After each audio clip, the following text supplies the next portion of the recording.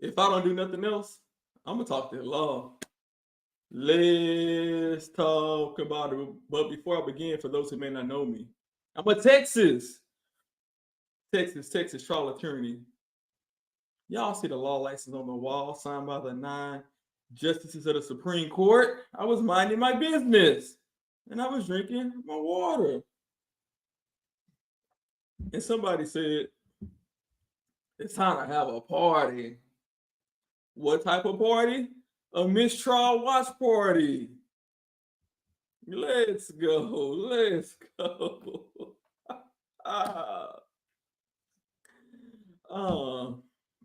Good morning, good afternoon to some of y'all. I don't know what area y'all in.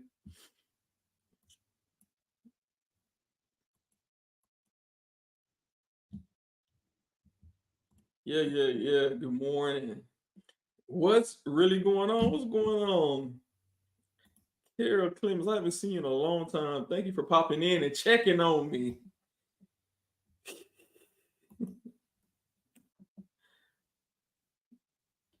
Good morning, Keisha.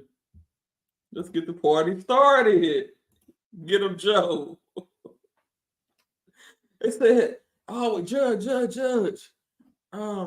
We misspoke. Judge. It was a mistake. No. Judge. It's a mistrial. That's what it is.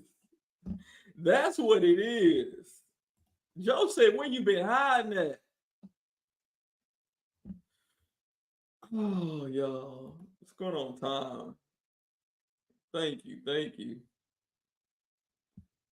Wait, is my calendar wrong? You must be on the other side of the world. It's already Friday. What's going on, Tom? What's going on? YSL Toker. What's going on, Tia?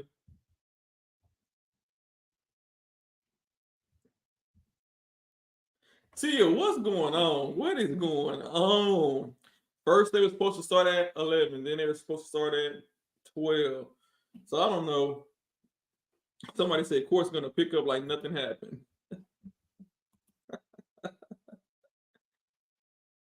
Come on now. How many chances? It seems as if she's at the end of the road. She's at the end of the line. She want to go home and have a birthday dinner for her brother, and as she called him. She tired of this, Grandpa.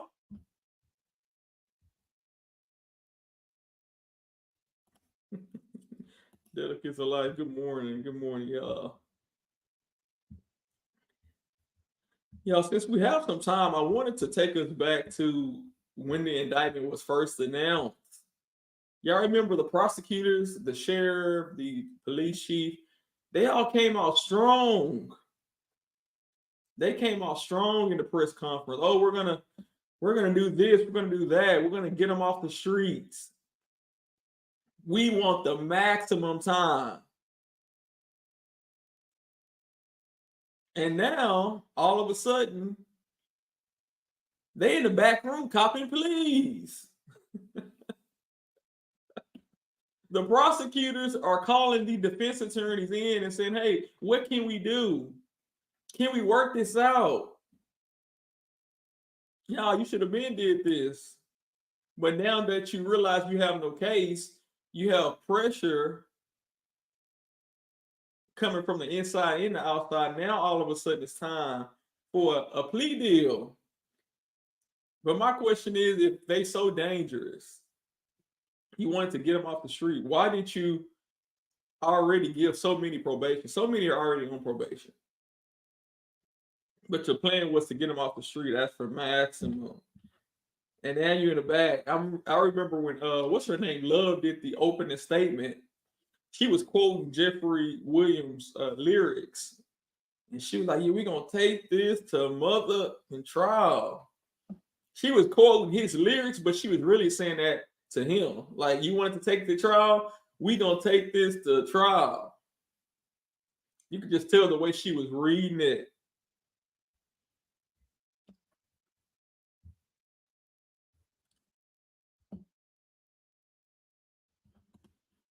My favorite part of the trial is when Brian Steele confronted the crooked judge, Glanville, about the ex parte meeting, and he was shook. Somebody said he was shook. Somebody say Siri play Ticket to Trial by YSL. Hopefully, my devices don't start playing it. Shouldn't the totality of prosecution misconduct warrant a mistrial with prejudice? But most people would say yes, but since the judge already said that she's not granting that, the only thing she left the door open for was a mistrial without prejudice, meaning that the state can retry the case.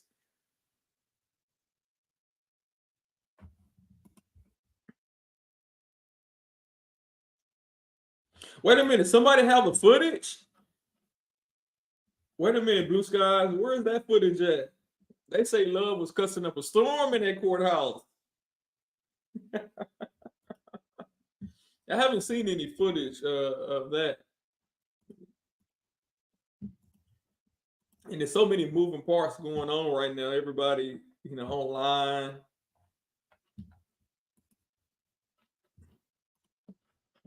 She said it's on Twitter. What's going on, Amy?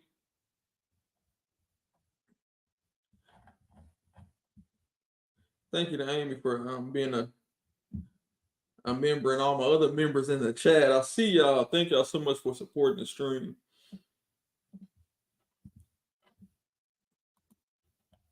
All right, let me see if I can. So I'm gonna go to.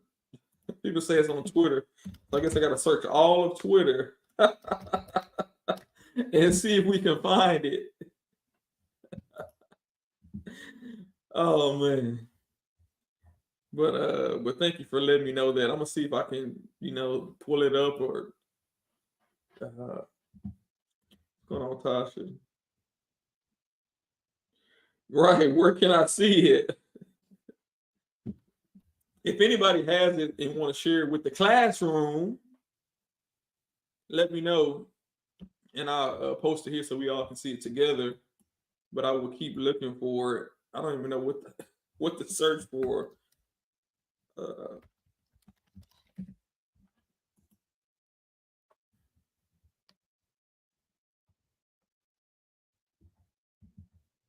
I mean, there's been so much going on in this trial.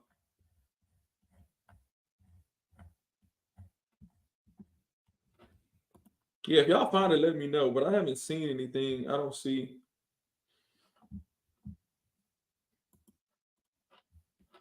But in the meantime, since we got a few minutes, let's take a look back at the press conference when all of this started.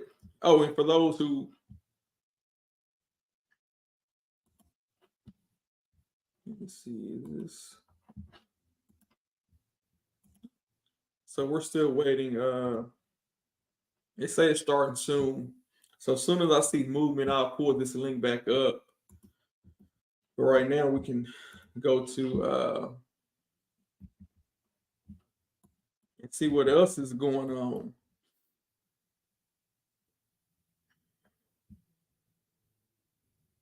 Yeah, everybody saying, where can I see it? Nobody gonna take a plea. Yeah, that's gonna be interesting. Who's going to take a plea if it's a legitimate plea? It may not be a good plea to take. But Love got so many chances. So yeah, I'm surprised she's acting shocked that the judge is finally putting her foot down. And I don't even know if the judge is really upset about the actual comments from the witness more so than her own words. I think that she realized that she went too far with her comments by saying that she's cleaning up she's trying to clean up the mistakes of the prosecutor. She's trying to clean up the sloppiness of the prosecutor.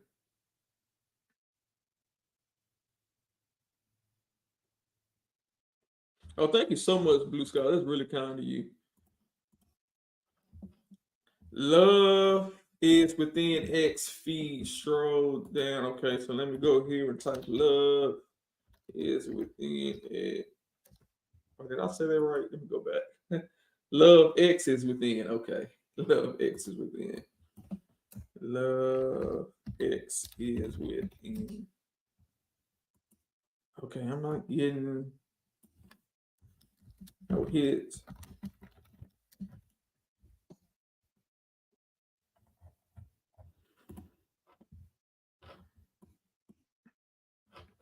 Okay, love X is within. Try that again. Add love.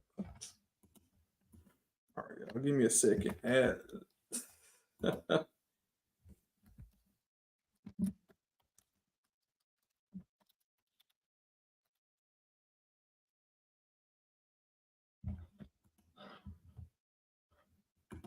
Hey, is that the right spelling? Blue skies.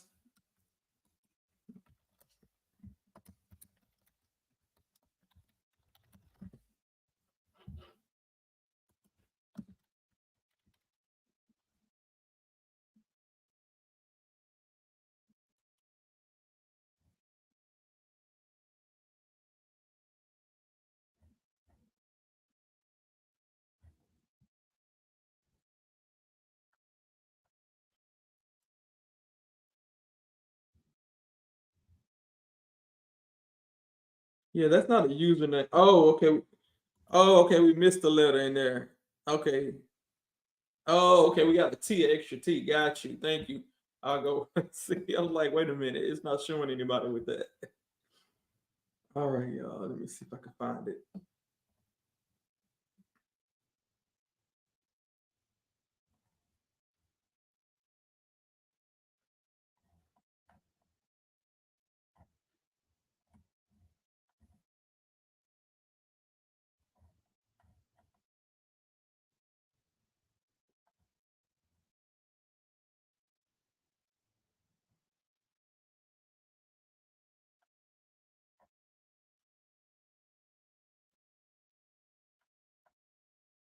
Okay, y'all. I don't.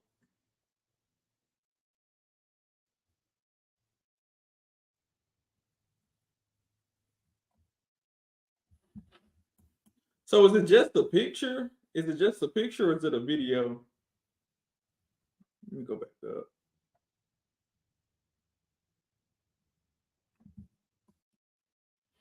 And y'all, we're still waiting. Let me see something.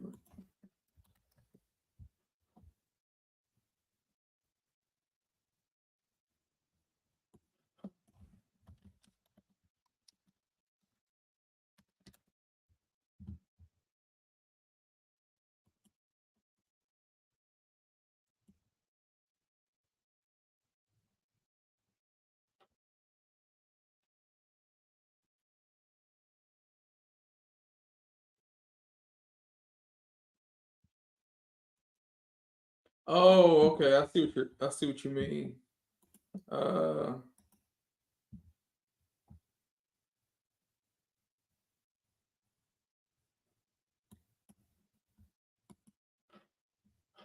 right. I said so. I think it's just a picture of her. I don't know if y'all can see that. Let me move out the way. Shout out to Miss Infamous Sylvia for getting this picture.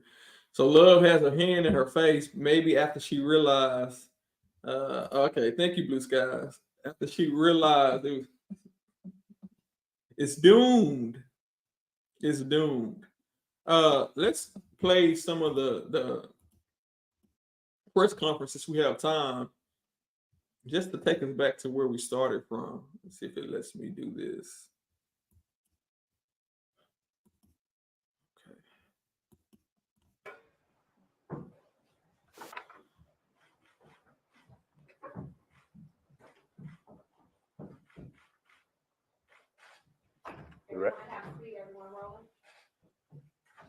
We're ready.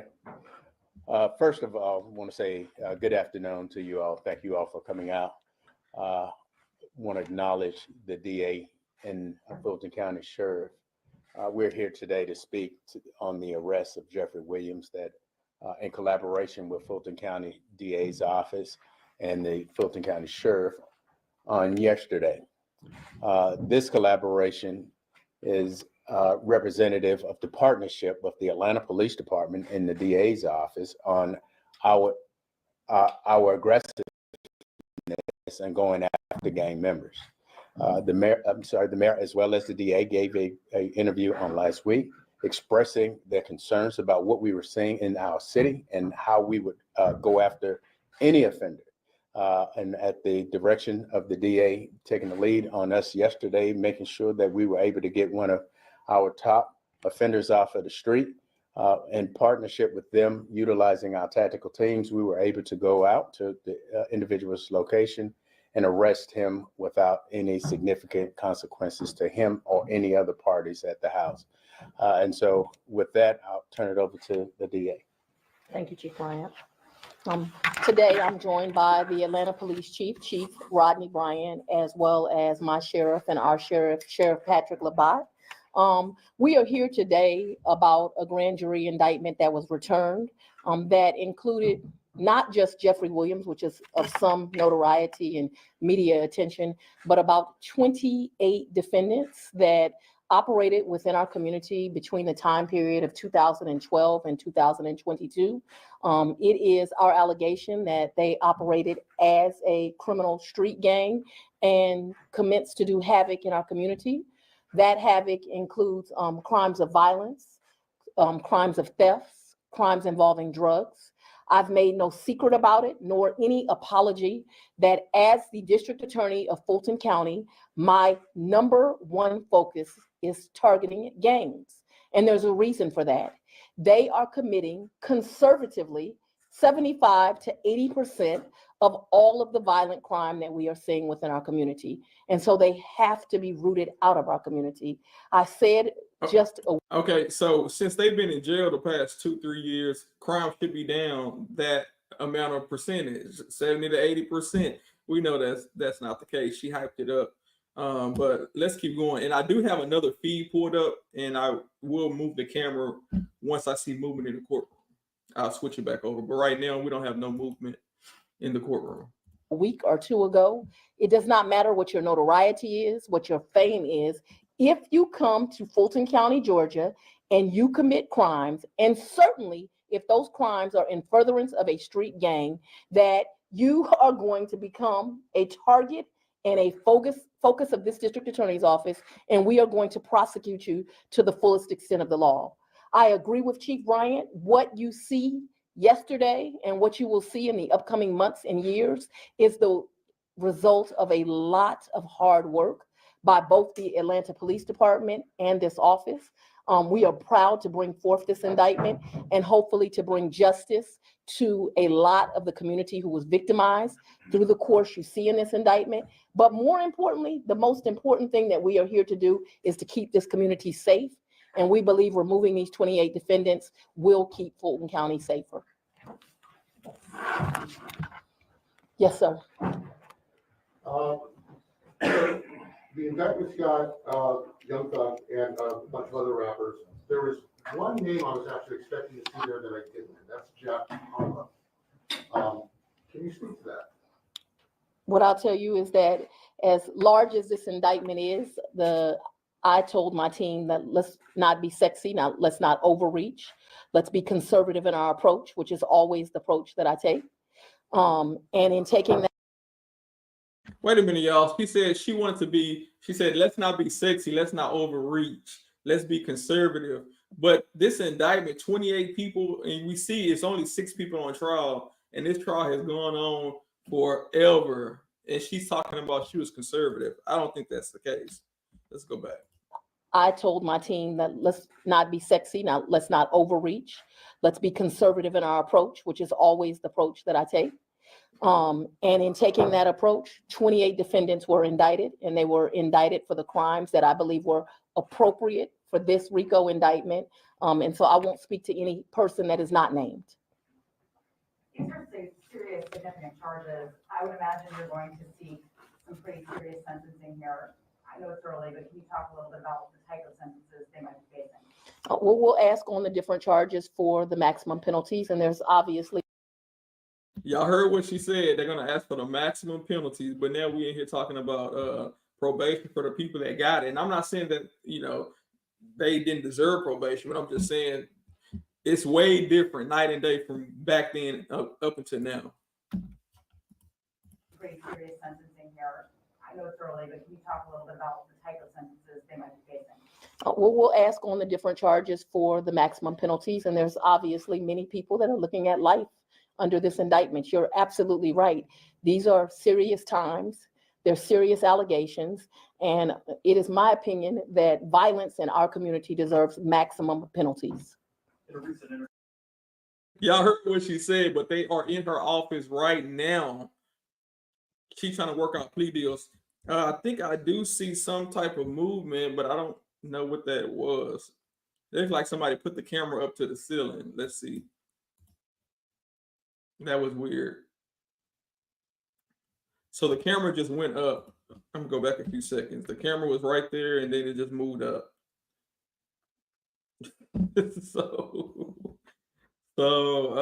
Yeah. Go back. Okay. All right, we'll jump back over here. You said in the coming weeks and months to expect indictments, RICO charges, gang charges. We see that with here. This is only focused on the YSL gang.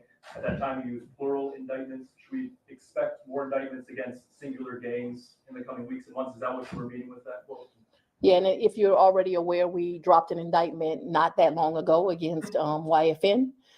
It is certainly a tool that I believe in, which is using RICO. I believe the reason that I believe in it as a tool is it allows juries and the communities to see the complete picture of a crime so they can truly be educated and have facts to weigh when they're making decisions. And so if you're asking, should you expect to see other RICO indictments against other street gang organizations? Absolutely. 2 questions specific to YSL. The 20-some people arrested here or named. How big is this gang? Is that a good portion of the gang you're operating in Atlanta? And how long were you investigating them? If you look at the indictment, the crimes that are alleged within it go all the way back from 2012 to 2022. I wouldn't say that it contains every act of crime that YSL committed.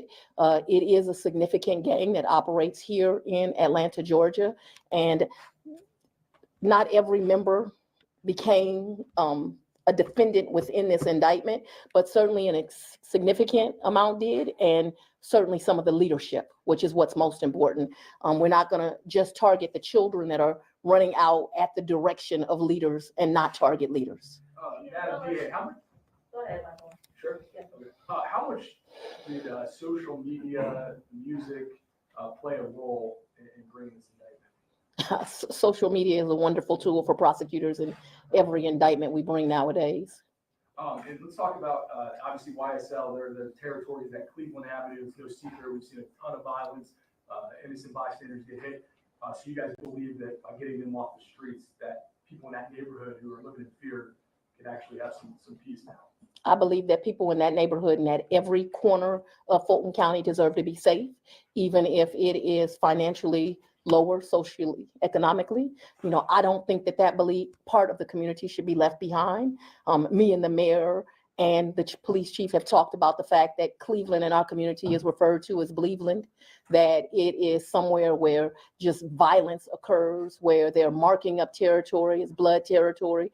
It's horrible. And you're absolutely right. That community deserves to be safe. And we are hoping that this helps to keep them safe. Let's talk about safety. These gang members are going to be housed or brought in at the same time. How are you and Sheriff Labat working to keep them away from each other in the jail, especially with YS and Lucci being targeted as that came out recently? Well, I won't step outside of my lane. I am the district attorney of Fulton County. I am not the sheriff. I have great confidence in the sheriff. He knew that this was coming as a law enforcement partner. And I believe that he is well prepared, but you'd have to speak to him to make sure that everyone within his facility is safe. All right, let's stop right there. She said the sheriff is well prepared. We have heard about the conditions of the Fulton County Jail on Wright Street. People getting stabbed. They say it's drug infested, bed bug infested. People are dying in there left and right.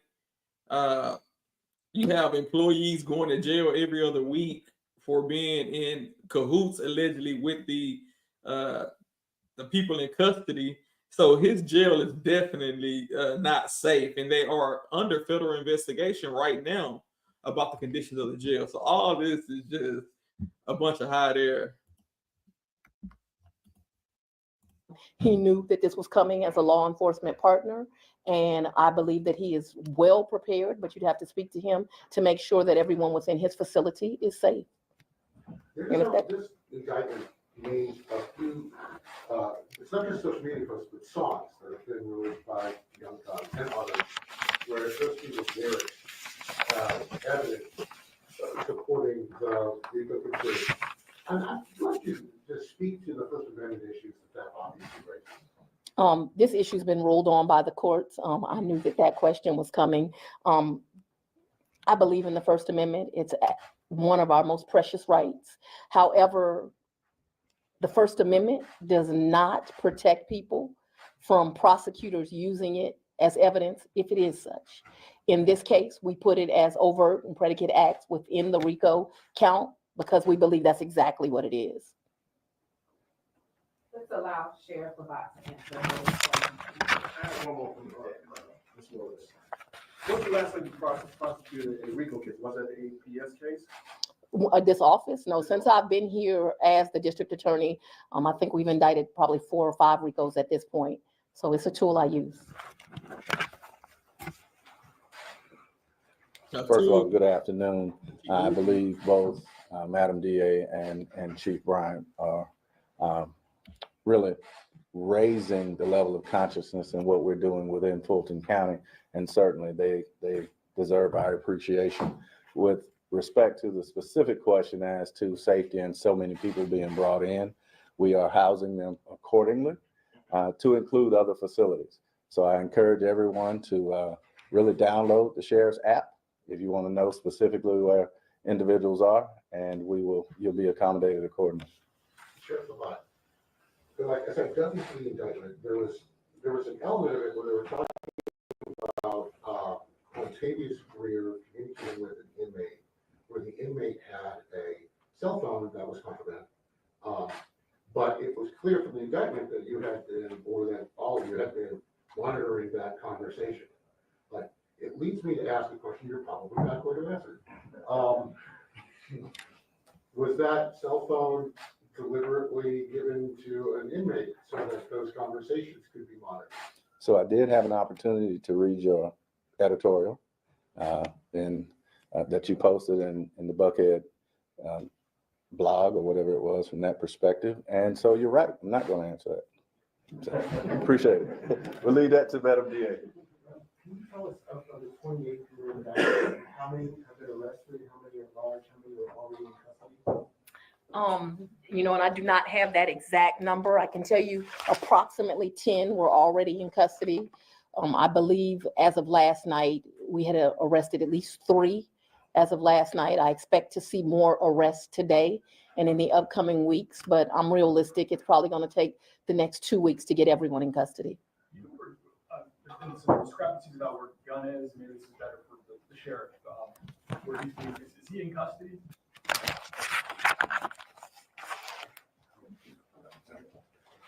Short answer, Michael, he's not in custody. Okay. I mean, is there been arrangements for him to surrender, or is he considered a fugitive right now?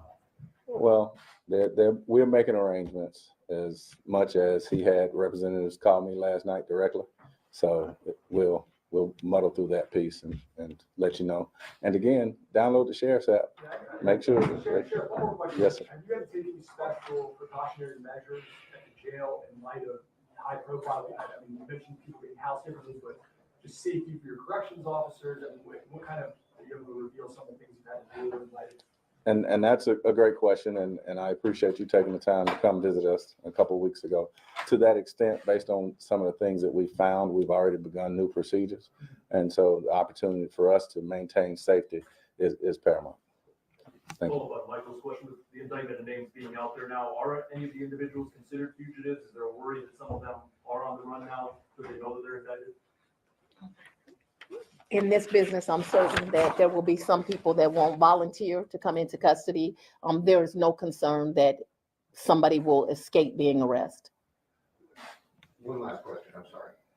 how significant was the arrest of Christian Eppinger with regard to the timeline of this indictment? Like, I have been looking at it where that arrest set off this 90-day clock. But I'm reasonably certain you were looking at YSL before all of this. Did that create a sort of a time situation where you wanted to get this done? No, there was long ago a time sensitive importance or significance to this particular case. I was a prosecutor, as you know, for 16 years, 4 months, and 4 days in this office. The murder of Donovan Thomas in 2015 created violence like Atlanta has never seen. It was a goal of my predecessor and any person or prosecutor in this office to make sure that that family received justice, because everyone is entitled to justice. I find it interesting that she say that, but yet the previous DA, Paul Howard, did not bring these charges from 2012, 2015. She brought these charges all the way in, what, 21, 22? So I found it strange that she's speaking for Paul Howard, but thank you so much, COE. Capitalize on everything. He said he used to think I was the worst. That's what he said, or he or she. I used to think he was the worst, but 2 months later, definitely my favorite. Share the link. Thank you so much. That's really kind of you for the kind words and for the tip. That's really nice. And thank you, Stephanie, for back doing as well. Thank y'all all in the chat for supporting the stream and for being a member as well, Stephanie. Thank you so much. Let's keep going. Was a commitment I made from the first day I walked into this office. Very shortly after me becoming the DA, I sat down with Mr. Thomas's mother and I made her a promise that her son was as valuable as any other person within our community and that I would put resources on this case. Okay, that's another thing. She made Donovan Thomas' mother a promise. That's really crazy to make those type of promises when you really don't know, who did what. You can guess, you're speculating, you're assuming, but to go and make a promise to his mother and drag them through this process only to be now, backing away from that and possibly giving out plea deals, it's really a bad look for the district attorney, because I'm sure Donovan Thomas' family, they still want justice. And, giving somebody a plea deal in their mind may not be justice. This is really crazy. I don't know how the family feel, but I think it's, strange. His mother, and I made her a promise. Was a commitment I made from the first day I walked into this office. Very shortly after me becoming the DA, I sat down with Mr. Thomas's mother and I made her a promise that her son was as valuable as any other person within our community and that I would put resources on this case and that I would do everything I could to make sure that her son had justice. And yesterday was a proud day for me. Now, was there any connection between the killing of Young Thug's children's mother and this gang? I don't believe any. Thank you. Yeah, y'all, that's crazy. And normally when you have a press conference, when the person speaking leaves, people want more questions. She literally sat there and answered every single question, to have the camera time, if you will. And she was like, look, with a Young Thug, he might bring a little notoriety or something like that. She know that the cameras are only there because of Young Thug. So yeah, it's crazy that she trying to bring justice to the family of Donovan Thomas with circumstantial, at best, evidence. You already arrested the wrong people for the murder back in 2015 when Moontoon came here. He said he was sitting in a jail cell when he spoke with me not too long ago. He was sitting in a jail cell and was served with a murder warrant. Lil Woody was arrested for it. I think Shannon as well. They arrested these people for murder, and then all of a sudden they had to drop the charges. And I guess now they are trying to backdoor it and do it again. But she shouldn't have made a promise to that family. I don't think that was the right thing to do. She can say she promised to try her best, to do her best, and use all the resources she have available, but to just, overpromise and underdeliver may prove to be a bad thing for her.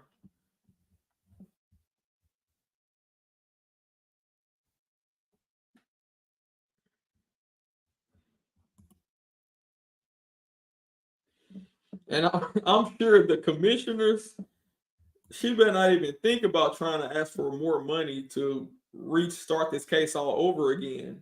She may not even have the funds to continue this case too much longer. And we already know they were upset with her because she was spending a whole lot of money on her boyfriend. Let's just be for real. Her boyfriend, giving him upwards almost $1 million. And they were like, hold on, you could have hired so many other prosecutors with that money. You could have used the prosecutors already in your office, but you had to take that money and give it to a man who you were dating, a married man at that, and paid him all this money. And then you want to come in here and fuss with the commissioners when we don't give you what you asked for. Yo, we're still waiting. Every once in a while, I'm switching back. So now it went back to this screen. I don't know what's going on in the courthouse. Sometimes plea deals may take time. They may be still negotiating. Who knows? Maybe we get a lot of exciting things to happen today, or maybe not. But I heard somebody had a birthday party. Somebody had a birthday party scheduled for today. And now they're in the office working. Oh, man. That's crazy that all of this went down around the same time. Her tip off for her birthday started on Wednesday, and then today she's supposed to be having a famous person host a party. And now you're in the office working because this case is not going the way that you thought it would go. And I want to go back to Love real quick. Remember when Love was in court reading those lyrics? That was just crazy to me, the way she was in there cussing. I call it cussing up a storm. Right, Wendell said he has no criminal record. Why should he agree to a deal? Let's look at Love just a few minutes of this. This is crazy the way she. Let me see if I can show that. Let me see if they'll let me.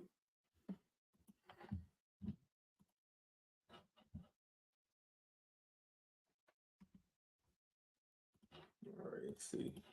Take this shit to motherfucking trial. I rep my life for real. For slimes, you know I kill. Trial, I done beat it twice, Kendricks. I'm undefeated, like feds came and snatched me. I don't know, no point in asking. I was on what? Bleeding. Stuck like a magnet, bitch ass nigga. I shoot at your man, you need to stand down. I up my stamina, take it to trial. Get an appeal, take it to trial. Yeah, you gon' whack 'em. Pay for that casket, that's just if we whack 'em. My young niggas pulling up. Bentleys, Austin Martins, rarest Teslas, strapped with an FN. You're gonna hear a lot about FNs. FNs galore. From here to 2015, FNs all throughout the incidents that are involving gang members, YSL. Watch me whack that bitch. Pop 'em like assist. Glock with the assist. Incidentally, done at the home of Jeffrey Williams on May. I mean, y'all, this is so funny to me because look at all this energy when the trial first started. What happened? Like, wait, what? What? Now you're in the trying to plea bargain, copping the plea. What happened? Somebody said she cooks real good. Oh yeah, she got a lot of years of practice. She know how to do it. Oh man, this is crazy. Let's keep going. Of 2022 that had been modified with that switch, it was a rock. Again, we didn't chase the murders. We didn't chase the lyrics, rather solve the murders.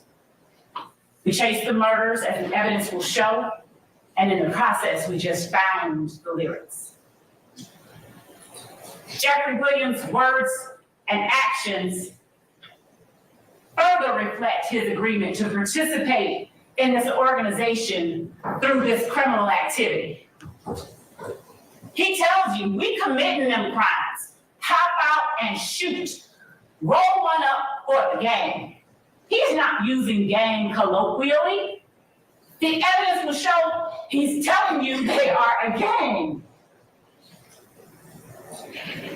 You want to be slime? Children of Fulton County, go catch you a body. Me and Lil Bro. The evidence. How would you expect the evidence to show, madam? It is indeed, Your Honor. All right, I will rule the objection. The evidence will show that when Jeffrey Williams is saying me and Lil Bro, we used to steal from the store, we had to stick it and go. He's talking about himself. The evidence will show that this is the man, through the music, that he has been blessed with the opportunity to be able to release and gain wealth from.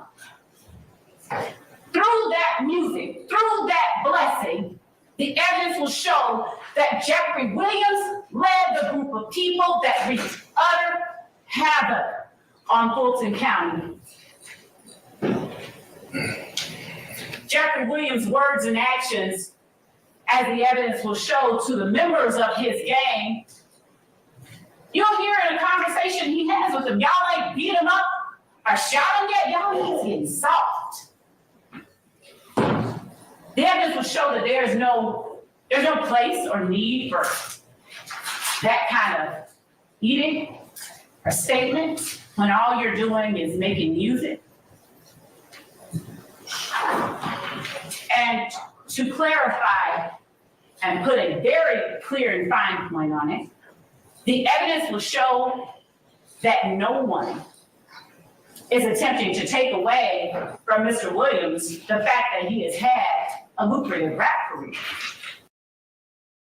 So just to give y'all just a little taste how she started off. I mean, they started off on fire. Matter of fact, this day actually was a day that she got in trouble, the first mistrial, or one of the first mistrial requests, because she put up Brian Steele as representing another person, and she was supposed to remove his name, and she did not remove his name, and, you know, Glanville let it slide.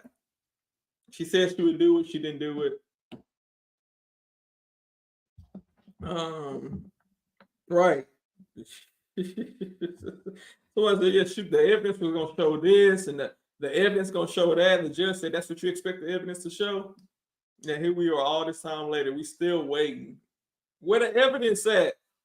Where RICO at? And Fonnie, where is the money at? Where that money at that you all done ran off with and went on a cruise ship, a vacation, or wherever y'all went to?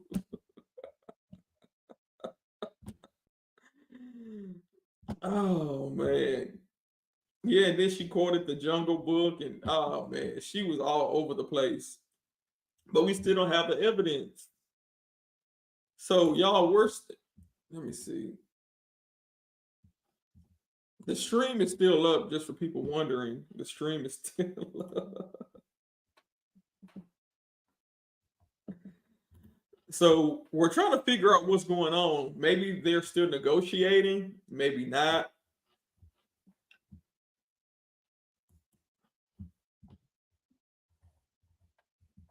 But we definitely don't want to get caught lacking. We've been to shut it down. The next thing you know, they've been to start up the stream. Let me see if I can pull up where is this list? Shout out to Tia for sending me the list.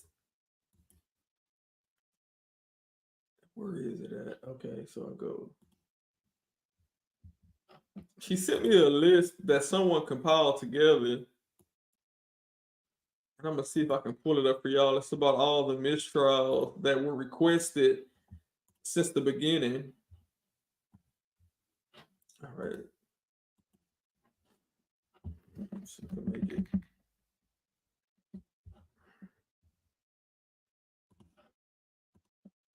And shout out to the person who ever made this list. Let me see if we can make it.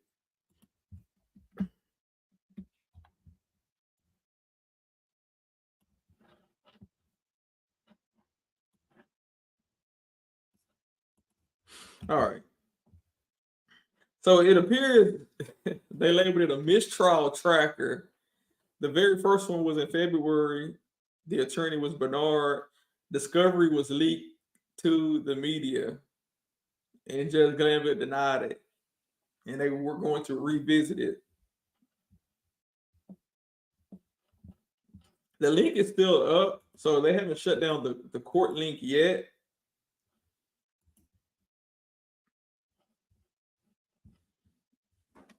She said these reporters are shady. The court is done for the day. That's what I'm hearing, but they haven't shut down the trial links yet. And I also saw that on Thugger Daily that they were shutting it down, but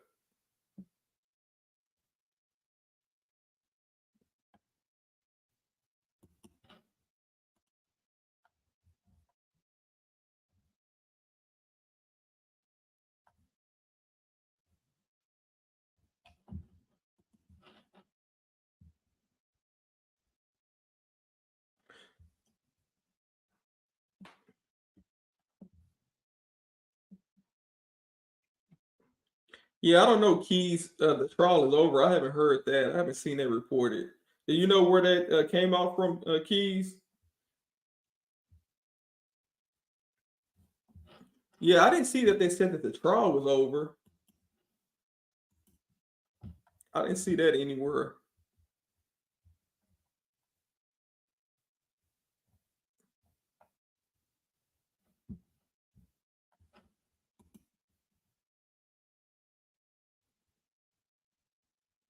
Right.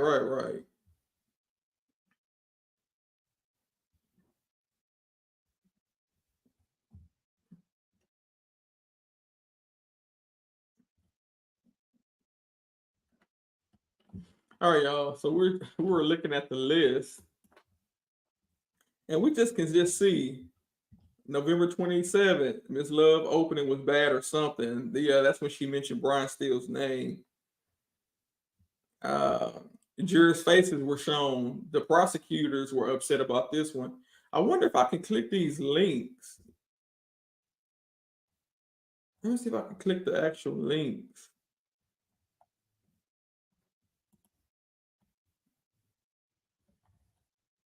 Did it show y'all? Oh, okay, it do show y'all.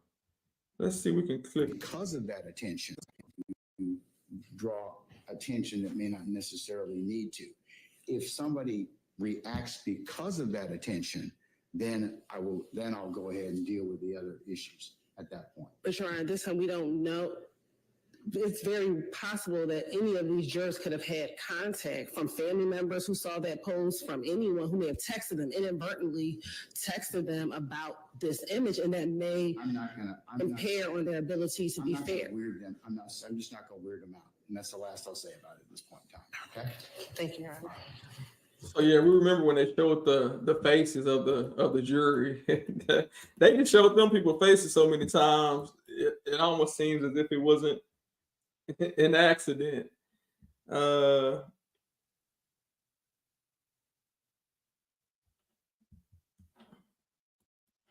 So yeah, Detective Quinn.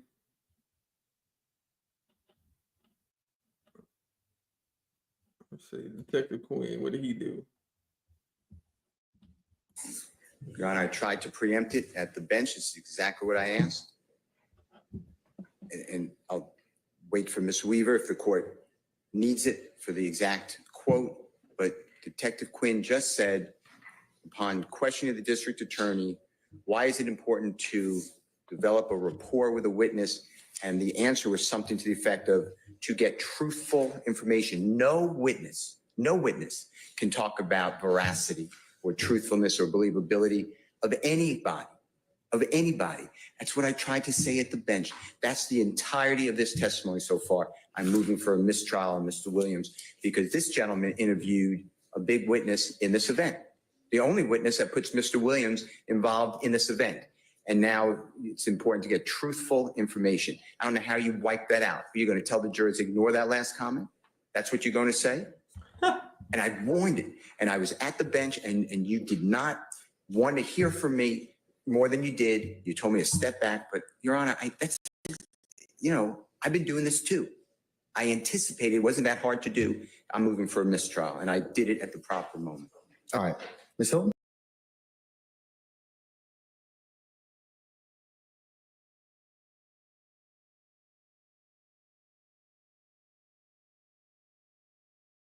Oh, my bad. I pressed the wrong button. I pressed the wrong button. So y'all, even back then, they were getting into it. They were getting into it heavy. So I can go back to the list. Okay, there we go. They were getting into it heavy even back in the day. Steele did not like Glanville, and Glanville did not like Steele. Yeah, you can tell it was some. All right, y'all. Let's see.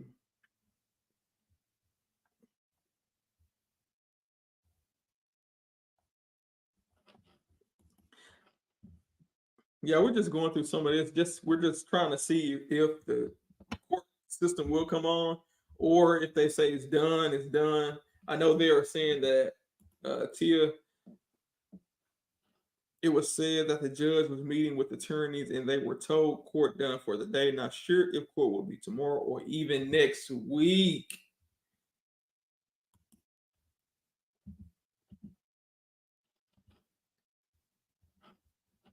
Now, I'm sure they want this done before election time so she can wave around any plea agreement.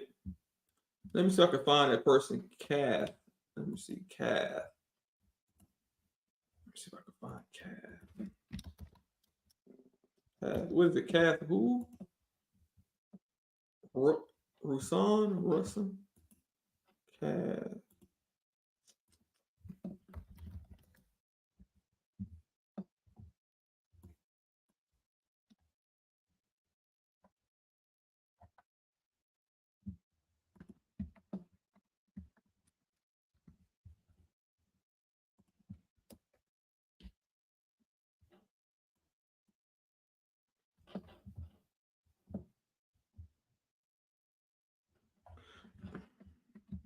That's the $1 million question. People, why would they take a plea at this point?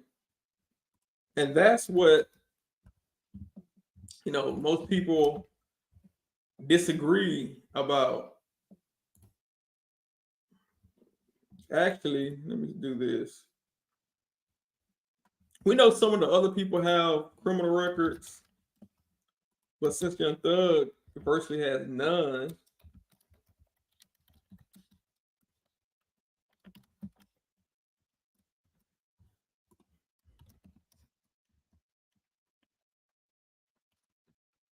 that's what I want to know.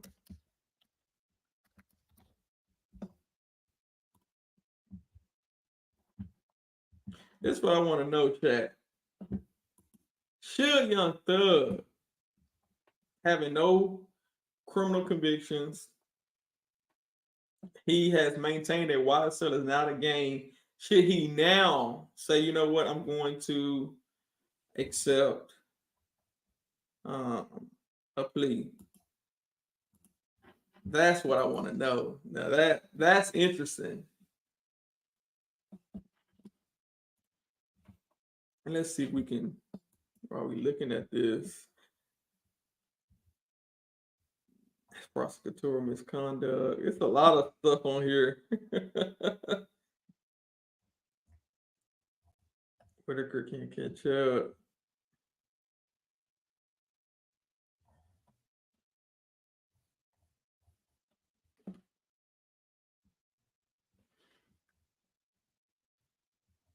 Yeah, there's so many mistrials that they asked for, and so many links. We'll be here all day.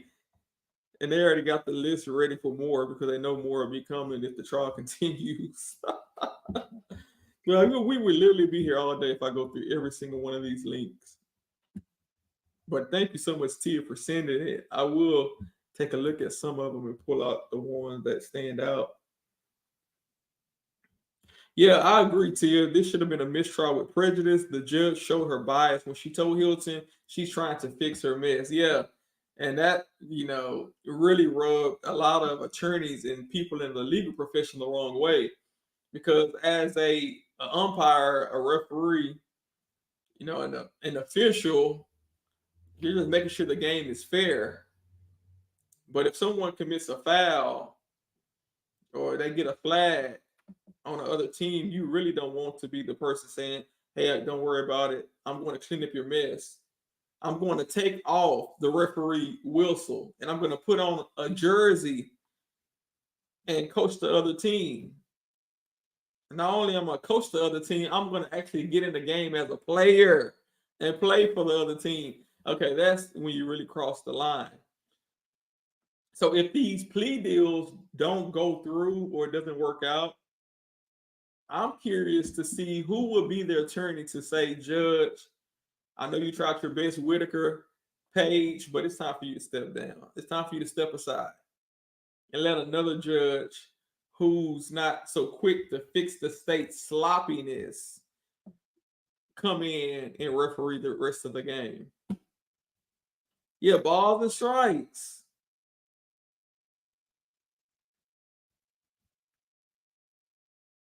But when somebody messes up, you don't say, okay, don't worry about it. I'm going to fix it for you. I got you. Don't worry about the mistake you made. I got you. Let me see what the poll is showing right now. 75% are saying no. 79% has just jumped up. 21% is saying yes. So my people that are saying yes, why should he accept a plea that could potentially make him a convicted felon, that could potentially have him confess in open court? Yes, YSL is a gang. I was the founder of said gang. I controlled and directed them to do certain things as a gang. I mean, he would have to literally get up there and say those things.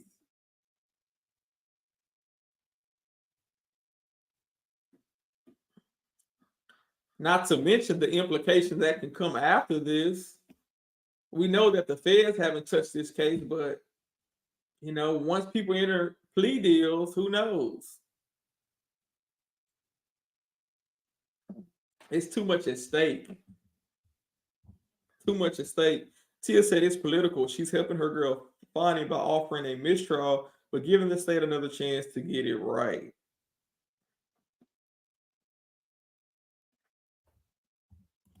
Keys, I'm assuming you're one of the yeses, and you're saying because they're taking a risk, you're saying he should just go ahead and plead guilty. And I will say this, some people plead guilty and not even be guilty, but it's better than the alternative. If someone says, hey, plead guilty, you can go home today, time served. You're going to have it on your record. Yes, you have to say you're guilty, but you get to go home. You go to trial, you could be locked in prison for the rest of your life. Some people might say, even though I'm not guilty, I cannot afford to gamble with my life like that. I have too many people dependent on me. I have a family. I have a career. I cannot take a chance. Even though I didn't do what they said I did, I'm going to take this plea anyway, just to make it go away and to not have a life sentence hanging over my head.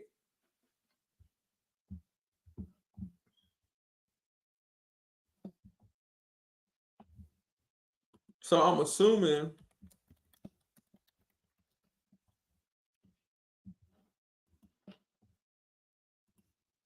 I wouldn't any trust any plea. Yeah, you're pretty much saying it's not in the best interest to go to trial.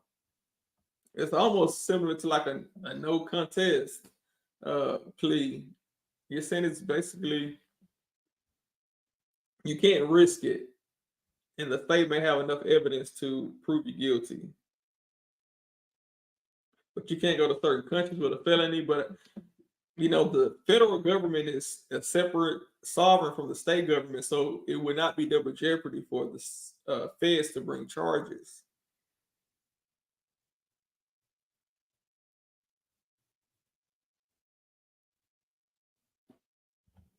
Considering his career, he'll never leave Fulton County if he's tagged as a felon. He might have to sit there until a trial resumes. That might be true. He might have to sit there a little bit longer, but sitting there a little bit longer will likely be shorter than being tagged as a felon for the rest of his life. I think the rest of his life would be way longer than sitting in jail a little bit longer. So it's a lot of pros and cons to both sides. And the votes are going up. It doubled, but the percentage is remaining the same. We're still having about 75% saying no, 25% saying yes. But I will invite those up who want to speak, so y'all can tell me y'all perspectives of why y'all think he should take a plea, or why y'all think he should just fight it out to the end.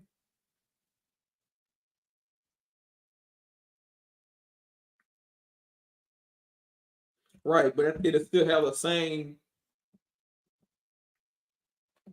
you know, it could still have the same implications. No matter how you got here, whether you came on a plane, a boat, a train, a car, a hot air balloon. No matter how you got here, at the end of the day, if you're stamped as a felon, then you know that's what they are going to have you as.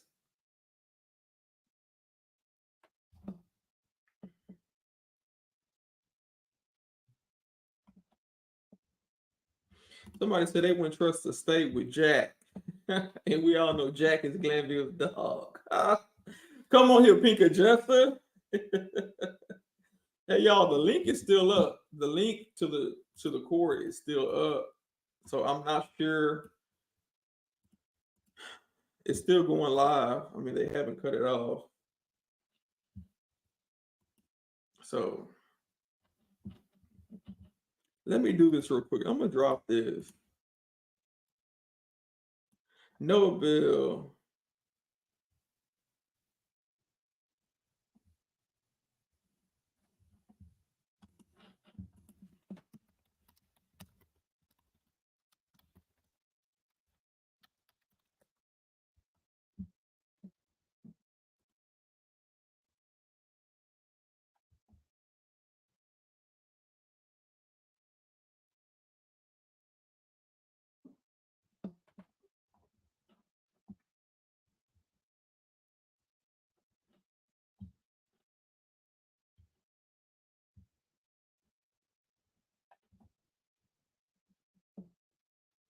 Okay.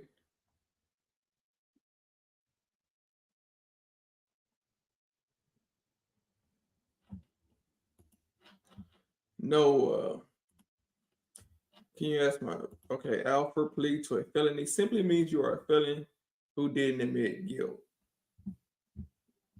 And what I was trying to do is pull up someone who practices law in Georgia, and that's essentially what is going on. Let me see if I can share this.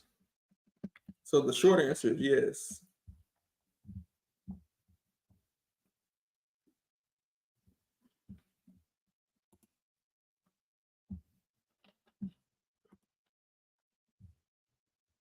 So it first came about, the Alford plea derived from a first-degree murder case. I don't know if y'all can see this. I'm just gonna make it a little bit bigger.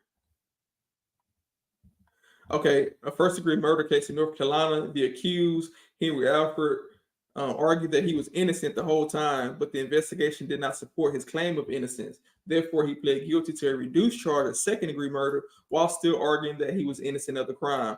The United States Supreme Court took the case to try and decide, or the United States took the case to try and decide whether it was proper to accept a guilty plea, accompanied by a protestation of innocence. After deliberation, the court found that there is no constitutional error in accepting a guilty plea, even when the suspect still maintains they're innocent. Okay, so what happens when it's used? Oh, whoa, what is that? Oh yeah, never mind. So the stream switched to another trial. So I guess they turned the stream off and went to another trial. And I thought I heard talking, but it was for the new trial. So basically,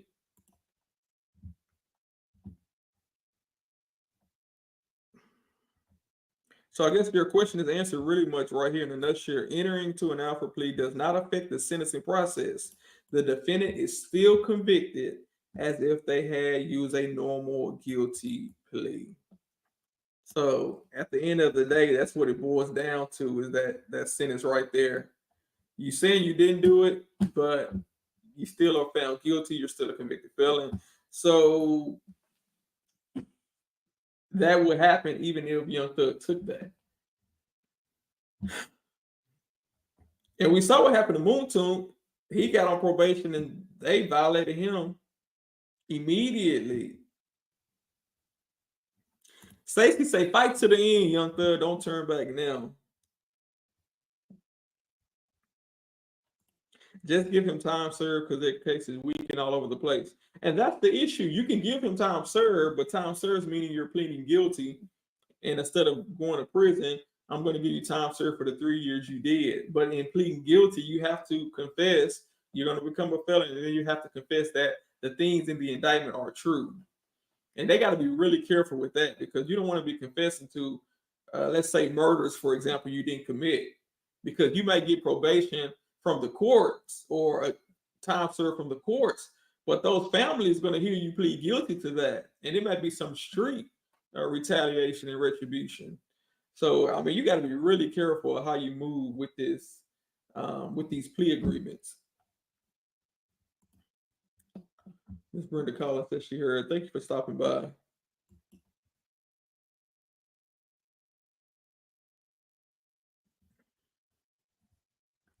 The one before, see, it's so many.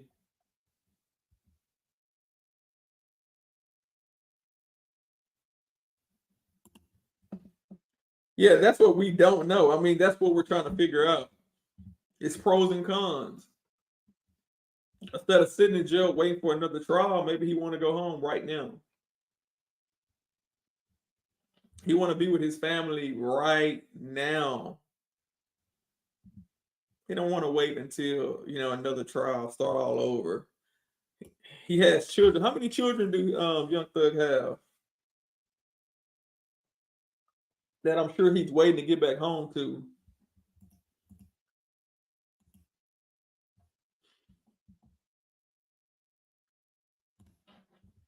Let me keep going down. Oh, did I drop the? And I had dropped the link for. I don't know if I did or not. Maybe I didn't. Let me try again. Bill, that's what we're trying to figure out. It's pros and cons. Some people say you have so much money, you don't have to worry about a felony conviction. It's not like you're going to go apply for a job.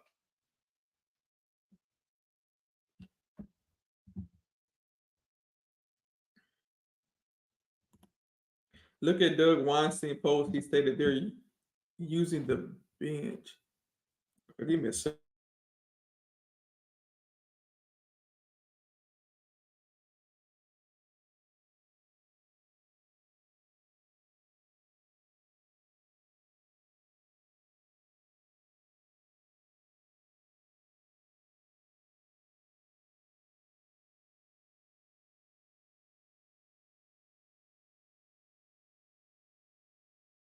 I don't see nothing that stood out with his post. Maybe,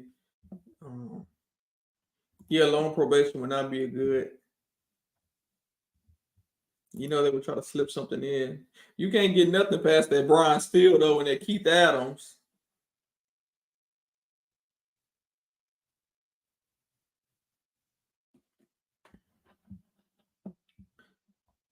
Right, but we don't know if that's being offered. We don't know what type of plea they're offering him. And from what my understanding, they want him to admit that YSL is a game. That's going to be part of the stipulation of a factual acknowledgement. So I don't even think this will be on the table. I think Fannie want him to admit, Fonnie, that this is a game.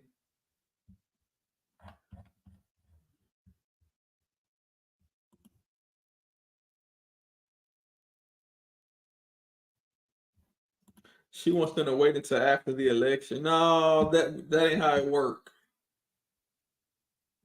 We're not waiting to no elections. We're not fixing people's sloppiness. We're not waiting another day. We have to do this now. The election has no bearing on the defendant's rights.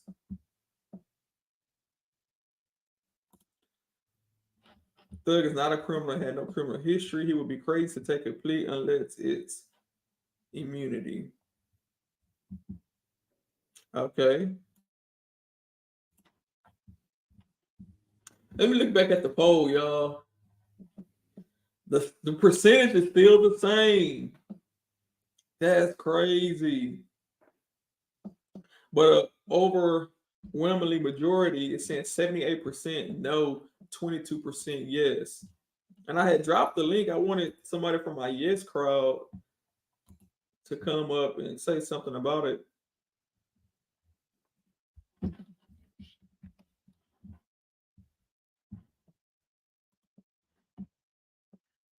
Who in here from my who got a I'm gonna drop it one more time. Yeah, I didn't really see nothing from Doug Weinstein that had any statement that stood out to me on his Twitter. I didn't see anything that stood out. Somebody said look at his Twitter.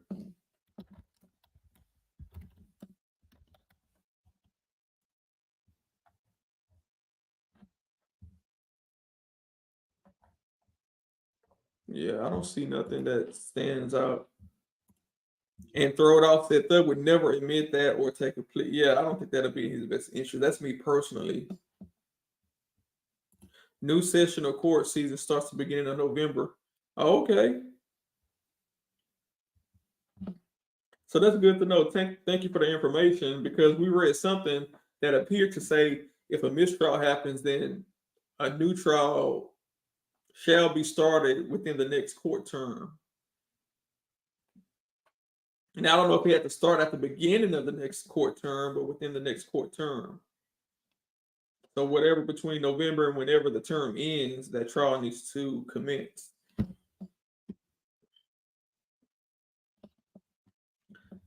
Let's see.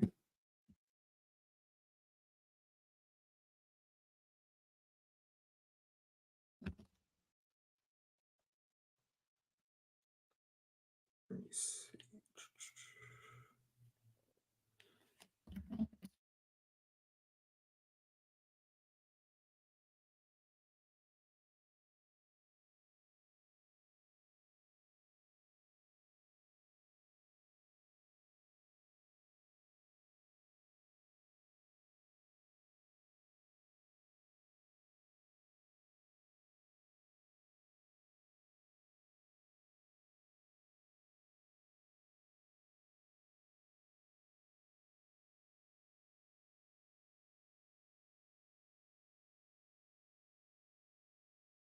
My bad. I had it muted. Yeah, my bad. Thank y'all to the new people that subscribe to the channel. I see y'all. And thank y'all for hitting the like button. It helps support the stream and circle the video through the algorithm. Yeah, a lot of times I try to mute it so y'all don't hear all this clicking and clacking and keyboard typing. So thank y'all for that. Right. Yeah, I'm searching all platforms.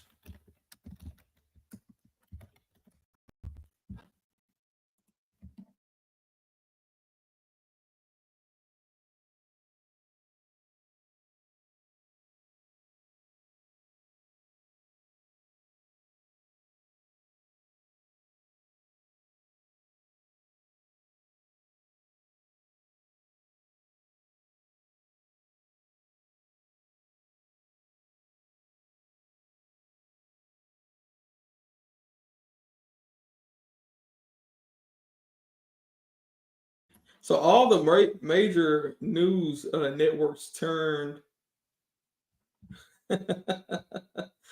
turned off their streams. So it looks like it's confirmed. Let me see. Misspoke. Mistake. Mistrial. Thank you, Queen T. Yeah. Yeah. So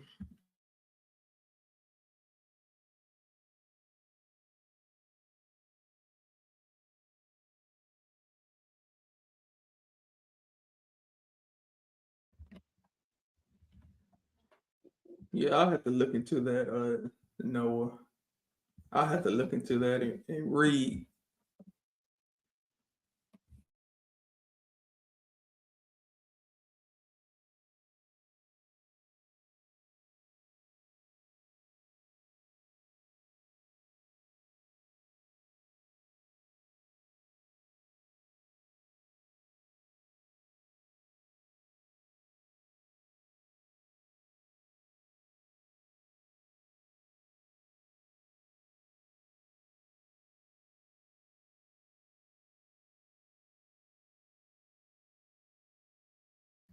All right, y'all. So we were hoping to see what the end was going to be, but I'm searching, and right now it appears they are still negotiating with Fonnie Willis about a plea deal, which is, telling in a way, because it's kind of letting us know that they didn't just walk in and say, no, we don't want nothing you're offering. We don't want nothing you're selling. Just no, no, no. It seems as if there's some back and forth. There's some conversations. So if that's the case, then that may mean that somebody is really considering a deal. It may not be it's 6 people. 2 of them might be saying yes, 4 might say no, or half and half, 3 and 3. We don't know. But for this to drag on this long, I believe now the judges. First, she said she was going to consider it, but now now it's going to happen. Either, I'm calling y'all bluff. On one hand, he should to be with his family, and on the other, no, because he's admitting to doing wrong, and if he know he wasn't in the wrong, right? It's a gamble.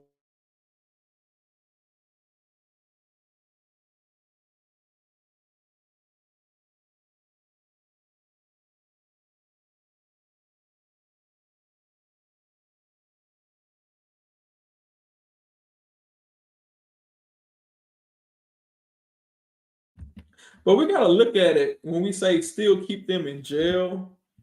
I understand that. But even if we continue with this trial, they have so many more witnesses lined up. I'm assuming they were still planning on being in jail even until this trial was over with, which may have been well until next year. We don't know when this trial might end. It's still over 100 witnesses. That might be January, February, March, April, May, June. So why not? Why not sit in jail? You were going to be sitting in jail anyway before this happened. So with a mistrial is granted, you're still sitting in jail.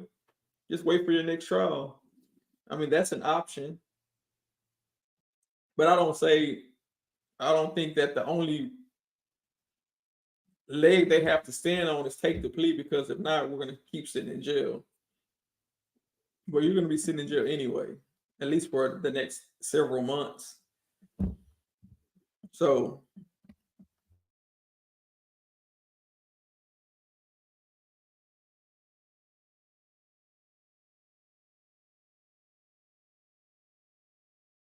yeah, it's a no-win to take a deal at this point. Only a mistrial with prejudice.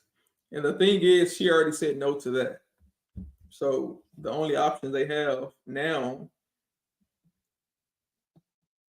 are, so I'm assuming there's three options.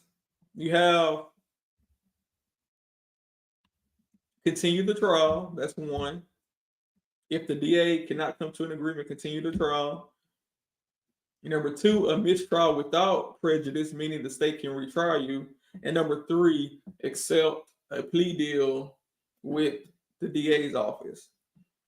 And there is a fourth option. The DA can just drop the charges, but obviously she don't want to do that. She don't want to walk away empty-handed with nothing. So, that's why I didn't really count the fourth option. So they can take a deal, continue with the trial, or a mistrial with prejudice and start all over again. Somebody said they had to borrow money for this trial, so they don't have any more for another one. Primo say either way, Thug just ain't walking away from this without any time. He's gonna have to do some time, but we got to remember he has done time. He's been sitting in jail this entire time, so he will get credit for that.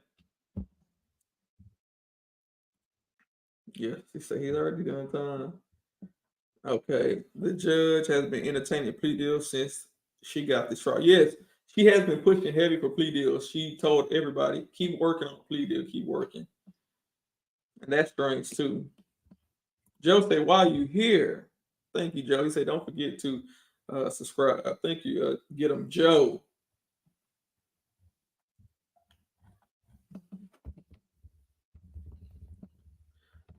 To the people that want to. Some of y'all comments trip me out. Somebody had said last night on a comment, why you don't look at the camera all the time? Something to that effect. You read too much.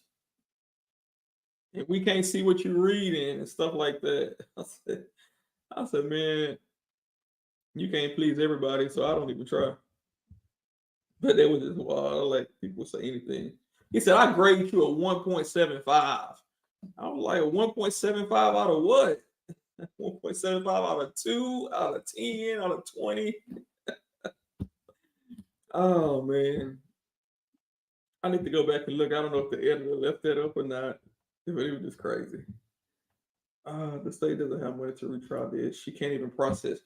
I wish I could find that video of her. She went to ask for more money, and they really got into a flat out argument.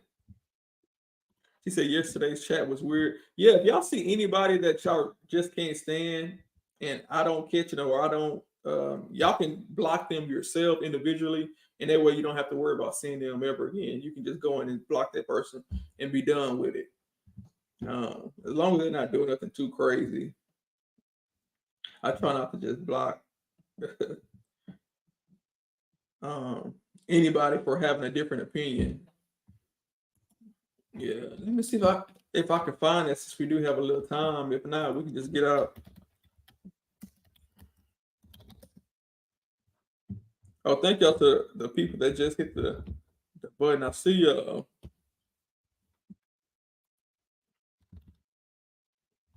Let's see.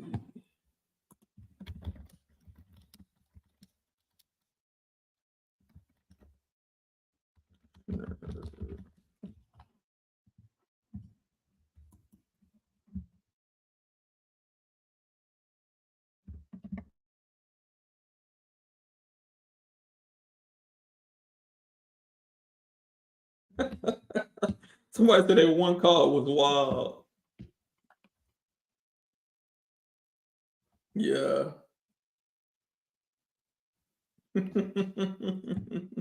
That one call was wild.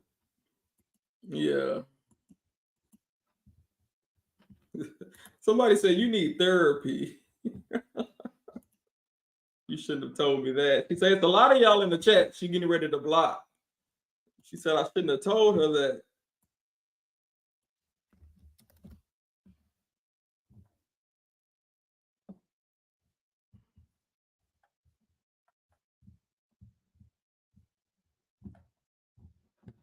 Let's see.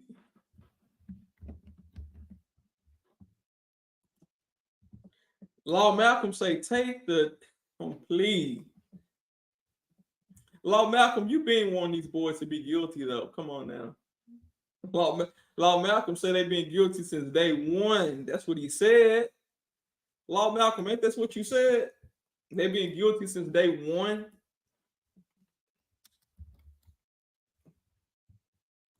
Let me see. Sheriff of the bot. Is that how you spell his name? Sheriff.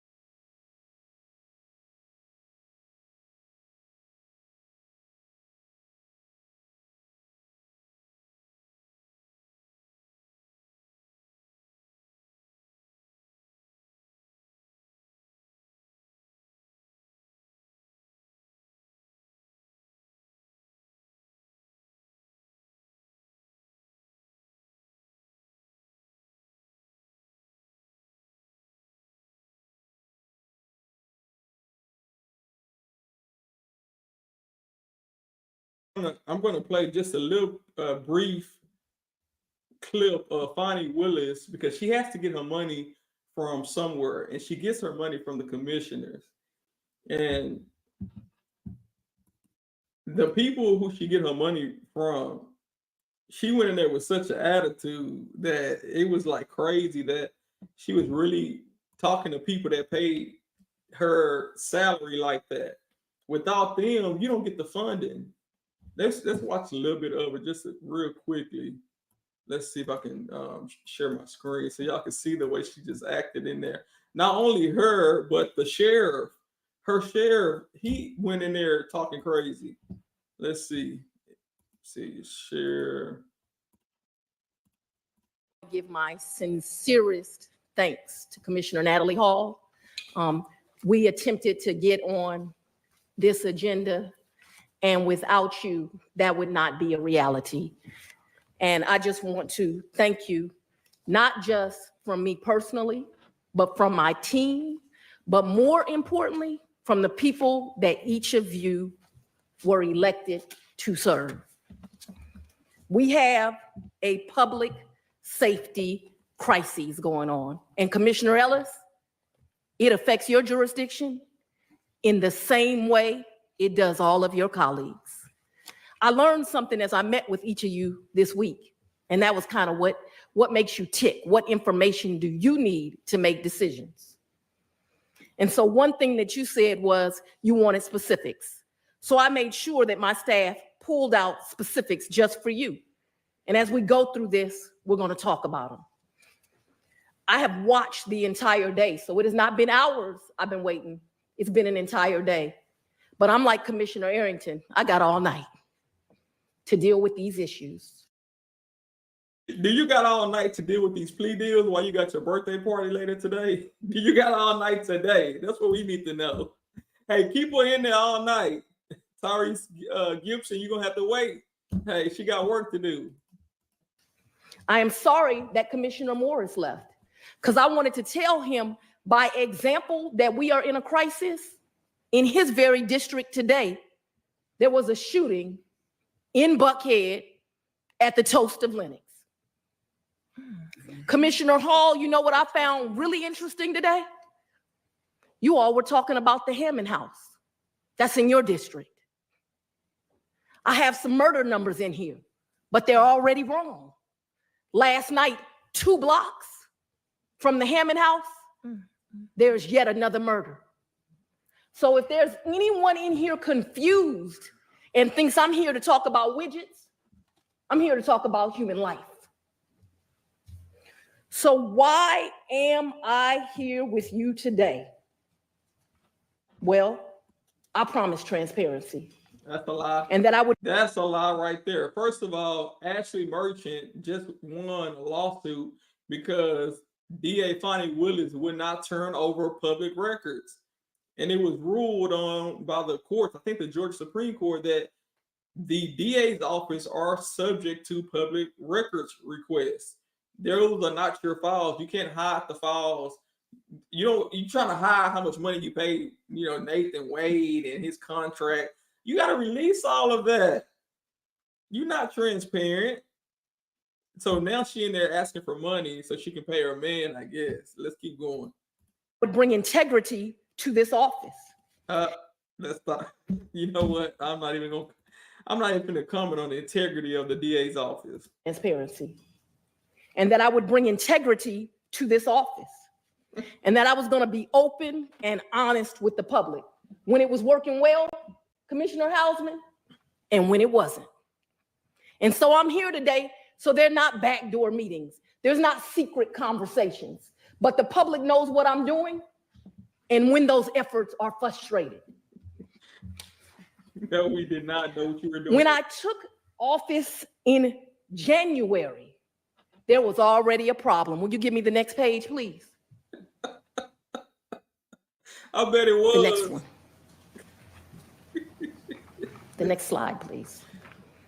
Oh, the problem that this county is facing, each of you have heard me say it, it's the great trifecta that puts us in the predicament that we are in today.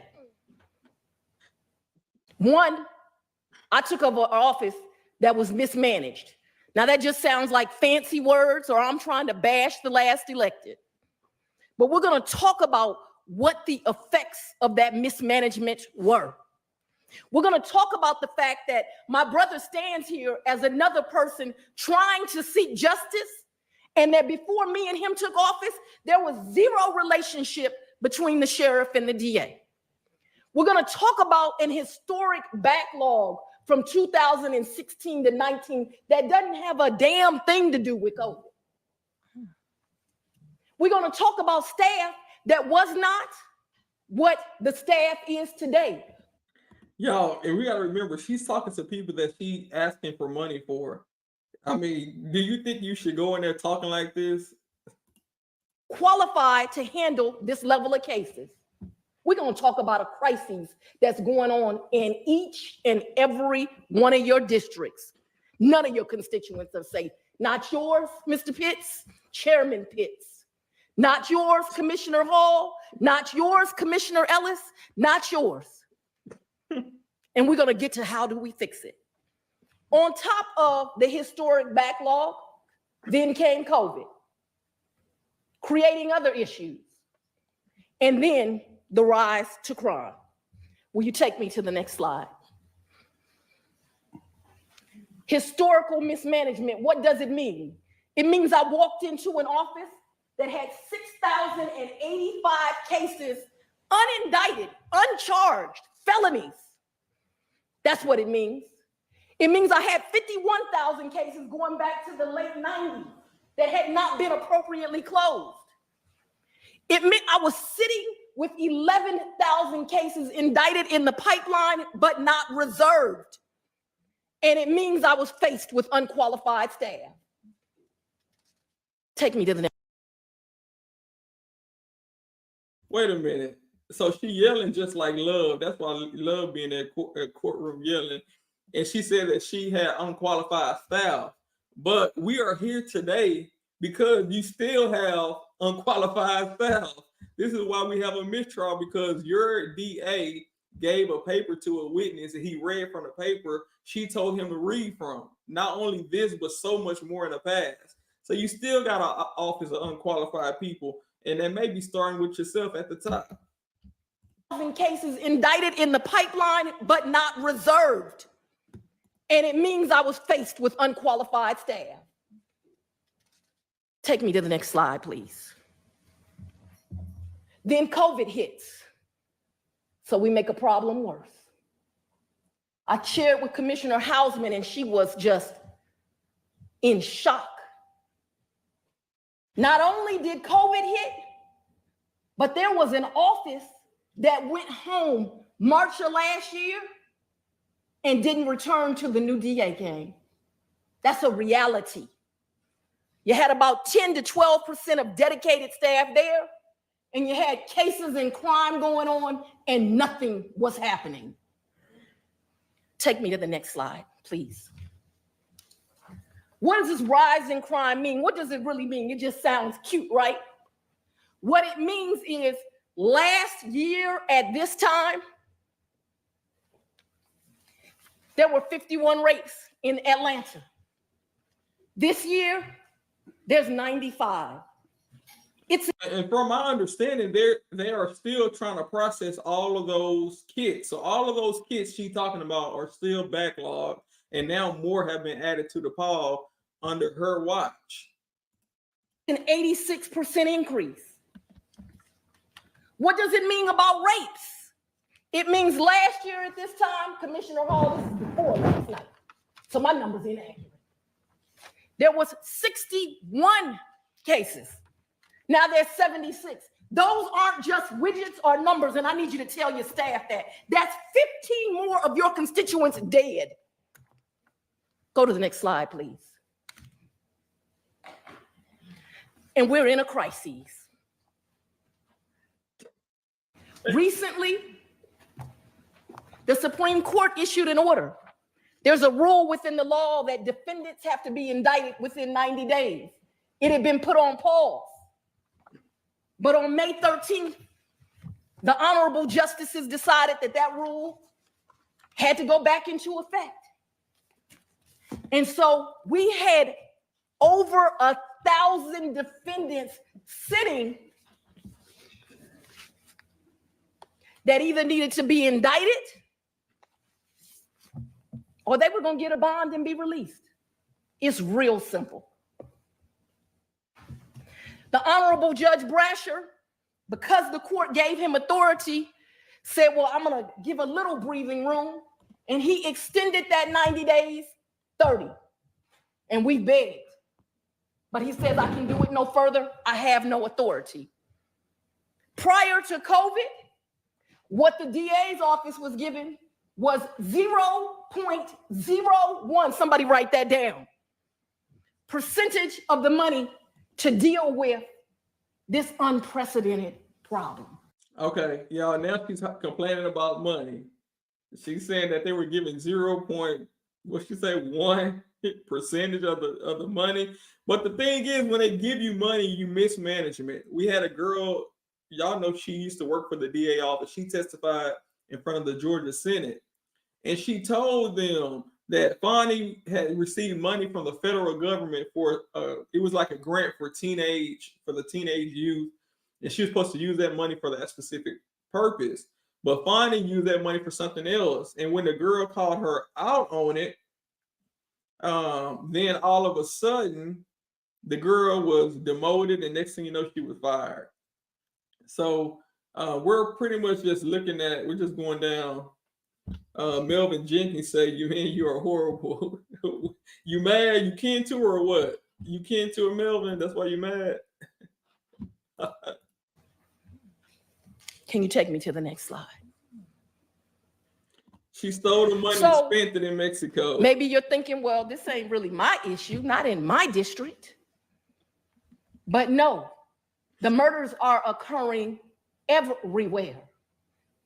There is 154, although the slide represents 150, coming from each and every one of your districts, suspects that may get out of jail on September the 13th. Write it down. There are another 78 rapists, and there are 1,433 violent offenders. Let me tell you how violent the offenders are. My brother here, he shared a story with me. See, he's trying to deal with this problem of jail overcrowding. And so he went to sheriffs in other counties to see could we get some relief. Then they looked at our defendants and said, oh, no, I'm gonna leave that with you because those folks too violent. That's other law enforcement. That's what kind of crises we're in. Can you please take me to the next slide? Boy, they sick of her. They ready to So go. maybe people are confused and they think that once again, I'm just talking about widgets. No, I'm talking about human life. I wish I could give you all 154. I wish I could give you all 154, but let me talk to you a little while about these victims from your district, Mr. Ellis. This young lady, she was in her 70s. My mama would say that's young. Her tenant bludgeoned her to death. That's one of the 153. Take me to the next slide. What about this beautiful baby from District 2? Femur broke, dead. Can you take me to the next slide? What about this handsome young man? He moved here from Pennsylvania. He's a high exec at UPS. After a hard work week, he went to have a drink. I think that's his right. He walked up and became a victim to gang violence. He's dead. I'm the one who talks to his mama. Next slide. What about this beautiful young lady? She's not even from our county. She's from Cobb. Her and her mama and auntie shopping at Christmas. Anybody here don't go to the mall around Christmas? How about dead? How about this is part of the 153? Next slide, please. How about this person? Driving on our interstate. Anybody?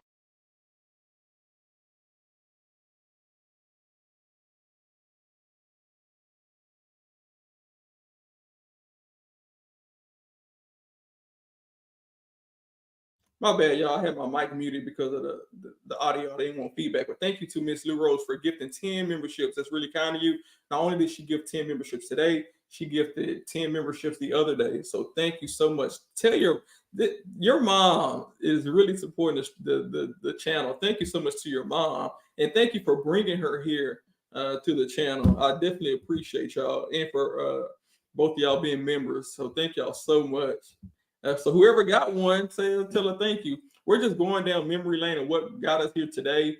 She's asking for money, and if she was to have a mistrial declared, will she have money to charge Young Thug again?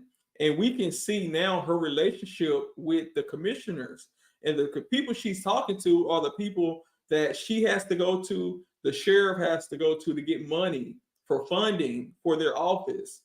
And when you're going in there and you're talking to them crazy and you're giving your money away to Nathan Wade, and then you're taking trips with Nathan Wade with said money and getting him a whole lot of money, and then you go in here, you're talking crazy to him, and then you want more money to start the trial all over again, yeah, that's not going to happen. These people are not trying to hear what she's talking about. So that's why we're watching it for people that's popping in, trying to figure out what's the correlation. That's it right there. Anybody here that drives on the interstate? Anybody? Look at her. Look at her. She is really showing out in there, yelling like these people, her children. That drives on the interstate? Anybody? Young man driving. Reckless speed. Maybe you think from District 4, this was the only victim. No, there was also a 3-month old baby killed and 3 others seriously injured in your district. No more money. Next slide. She can yell all she wants to. He's a famous actor. They ain't studying her. Well known. Goes to the convenience store. I'm wondering if anyone around here ever goes to a convenience store. Gets in a verbal dispute, is followed home and shot in the back multiple times. Your district. Next slide. What about this beautiful young lady? Ever pulled off an interstate? Oh, and what about coincidences and how I know there's a God? I saw all of y'all this morning stand up here and cry with Okay, I think Get 'em Joe was right. Get 'em Joe was right. She is trying to do a little preaching thing going on. Y'all just heard what she said. But thank you again to Miss Lou Rose. Thank you so much, and to the people that's subscribing. And let me say this: when y'all see me smile and laugh, it's not the stuff that she's saying about the victims. I do understand there's going to be victims in every city, especially major cities. You're going to have that. But I'm just more so entertained about the way she's really talking down to these people, the same people that she's going and asking for millions of dollars for every single year. This is just beyond me. All right, so let's keep going. the young lady who had lost someone. Guess what? About this beautiful young lady. Ever pulled off an interstate? Oh, and what about coincidences and how I know there's a God? I saw all of y'all this morning stand up here and cry with the young lady who had lost someone. Guess what? Same day, hours after, some of the same people at both scenes and both suspects are in the 153 days. Excuse me, the 153 murder suspects. Both the victim of that mama that you stood up here with and the suspect in this one. What's next? Can you take me to the next slide? This gentleman with acquaintances, District 6, they in the dispute with a shooting. Now, Commissioner Pitts, each of them has a percentage, but you and I know one thing, 100% fall on you because you represent all these districts, and 100% falls on me. Next slide. She is crazy. What does justice require? Hey, here's the cold truth. Resources. Resources. Resources, y'all. So you wanted specifics. Resources. And let's see if she's going to quote the money she gave to her boyfriend. Let's see. You talking about resources or the money she planned on giving him in the future? I want to give them to you. I want to hear these numbers. And me and Commissioner Hausman, I shared with her, she was one of the last I spoke to because she had been traveling, but she truly asked some of the most poignant questions. It's no criticism, it's just a reality. And so she wanted specifically to know about the homicides. Want to know how many we're facing here? 665. I heard you on the news talk about reasonableness. Let's talk about what's reasonable to successfully do 665. Those aren't widgets, by the way, people. Those are lives. Of those, 313 are indicted. That means they're part of that 11,000 in process. 153, they may get out on September 13th. You have another 187 that are in various stages. Each represents a life from your district. No, ma'am. Not beating on the podium. Y'all see that? Wow. She is really showing out in these folks' chambers. You have another 187 that are in various stages. Each represents a life from your district. Each of them.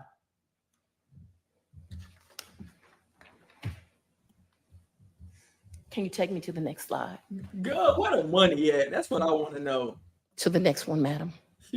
And I'm sure that's what the commissioners, they are money people. They got to make sure they keep the county running. She coming in here giving all these statistics. She's talking in circles. They want to know where the money going, what you need it for. Do you need more prosecutors? How many you need? You need 5, you need 10.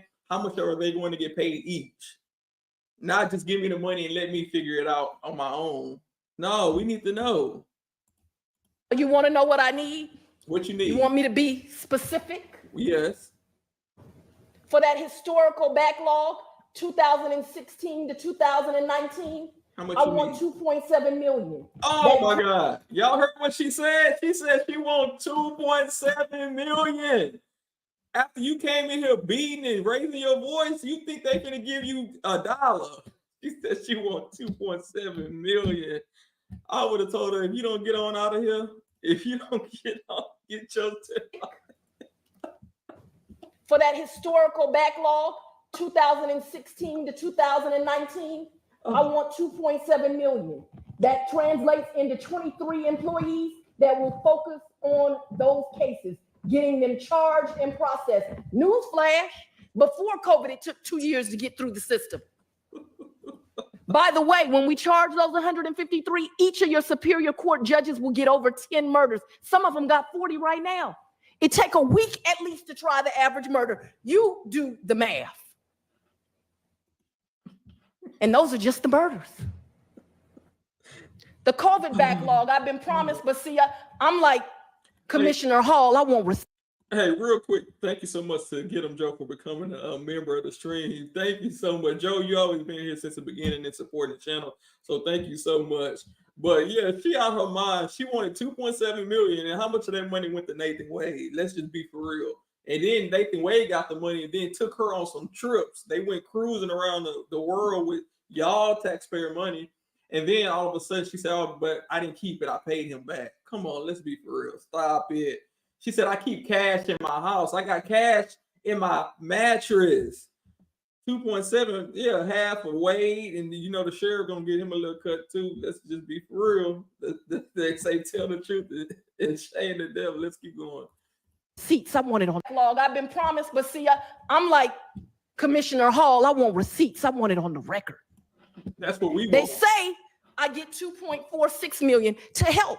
And I do appreciate the work of Alton Adams and Shay Alexander. You all should give them a hand clap for all the work that they've done, the listening, the hours. But let me tell you what I'm faced with. We come to commitments. I have documents on paper. We do this. Did you hear what they said? I listened all day to y'all. Since December, we've been doing this. Now, last week when I'm trying to get employees hired, because everything working so well. See, that ain't transparency. That's what we call a lie.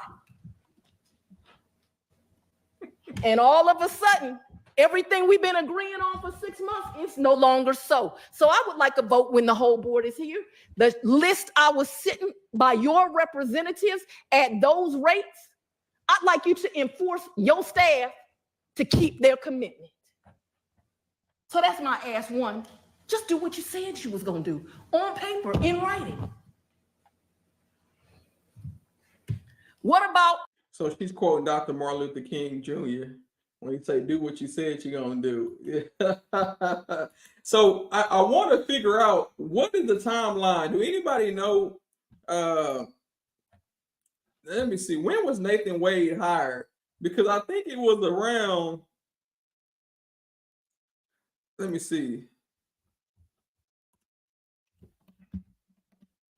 In February 2021, Nathan Wade was hired. So he was hired around this time, y'all. And so we got to remember, when she's in there beating on the, beating and talking loud, raising her voice, she's really asking for this money for her man and for herself.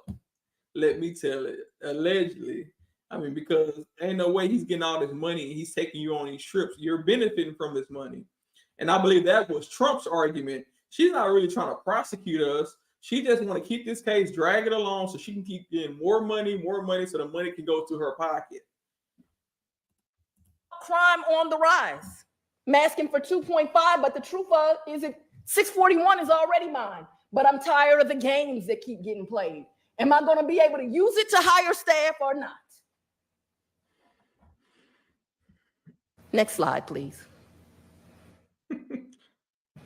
Next year, because I don't want to surprise anybody. Yeah. You can write the numbers down. Too late. We'll have to flesh this out. But if anybody thinks with what's going on with this trifecta, we can do what was done last year, when we both, and everyone in this room knows, the DA did not even allow the current DA to participate, that's a joke.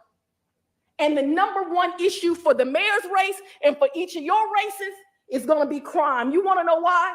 Because you can't even go to the gas station in our county anymore.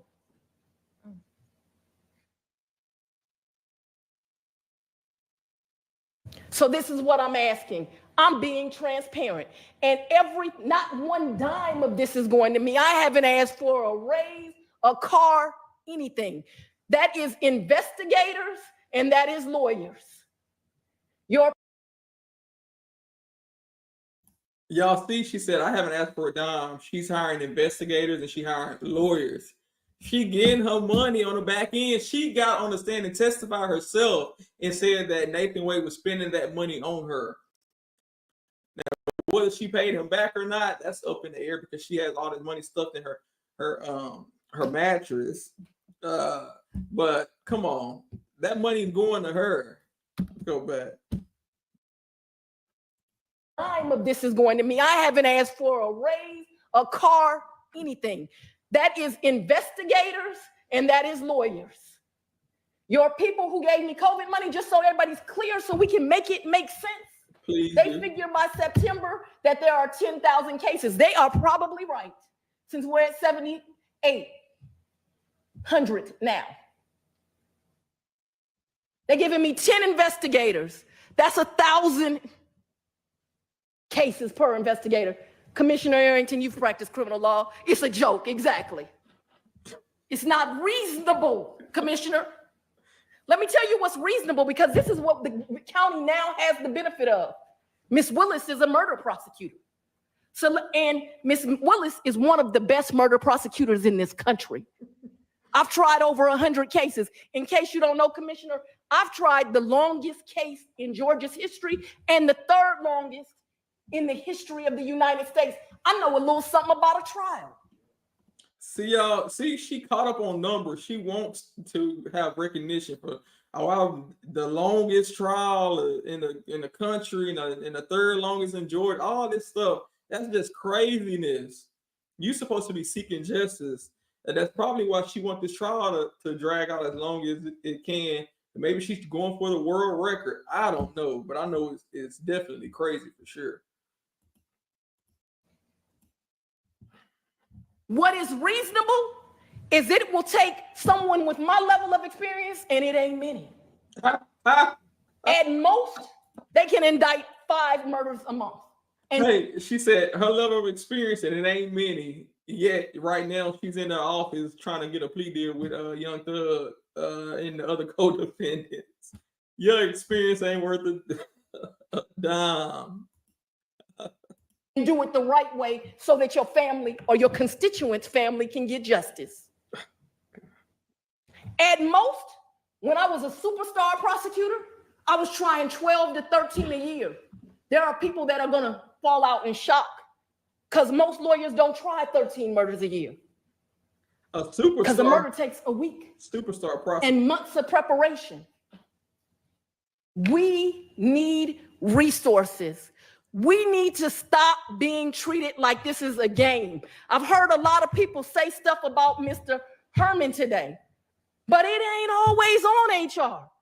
Because oftentimes, I hear y'all talking about 300 transactions. I got to tell you, I've done 90 over the last couple of months. It's been a nightmare. Every transaction been a headache and a problem. And it ain't always on HR. Sometimes it's on finance. See, we're going to tell the truth today. Just like I got a list approved from you all's representatives. So you know what? The first thing I'm asking for is I want to come back for a vote. I want you all to tell the public, see, I don't like all this, oh, when we lights, cameras, action, oh, we serious about crime. But when the DA and the sheriff come ask you for resources, oh, wait a minute now. You tell me how we supposed to get these cases indicted without lawyers and investigators and legal assistants to do it. Tell me. How are we supposed to get them tried? And how am I supposed to tell them mamas we're going to do the very best job possible? So here today on the record, I'm asking for you all to approve the resources that we get. Finance needs to look at them. They can't tell me how to try a case. They treat me like I'm talking about library books. I'm talking about lives, sexual assault victims. And Mr. Ellis, one more specific for you. In the last month, I've opened up 11 human trafficking investigations. And please understand, when I say 11, I don't mean 11 victims. I mean 11 cases with multiple victims. 7 are from your jurisdiction. Why do I tell you that? Because crime is in your colleague to the left's jurisdiction, it's in your colleagues to the right's jurisdiction, and it's in yours. This problem affects all of us. It doesn't matter if you're black, if you're white, if you're young, if you're old, if you're poor, if you're rich, if you're educated, if you're uneducated. They don't care. They will take what is most precious to you, your child, your life. Next slide, please. These folks ain't really studying her, to tell you the truth. I mean, she thinks she's gonna get millions of dollars the way she in there acting. I mean, she's really acting a fool and then begging for money. Next slide, please. Justice will not be served until those who are unaffected are as outraged as those who are. So what do I want? I want on your next month's agenda. What do I want? I want a vote. What do I want? I want resources so I can hire the staff that we deserve to have so that we can get this job done right. Yo, this is so funny because when you look at it now and then you see her on the stand and you find out about Nathan Wade spending all this money that he got on her. I think they said he got almost $1 million and he's spending it on her. They taking trips. But she's fussing and getting mad at them because they are saying, where is the money going that we gave you? What are you doing with all of that money that the other millions that we have gave you already? What are you doing with that money?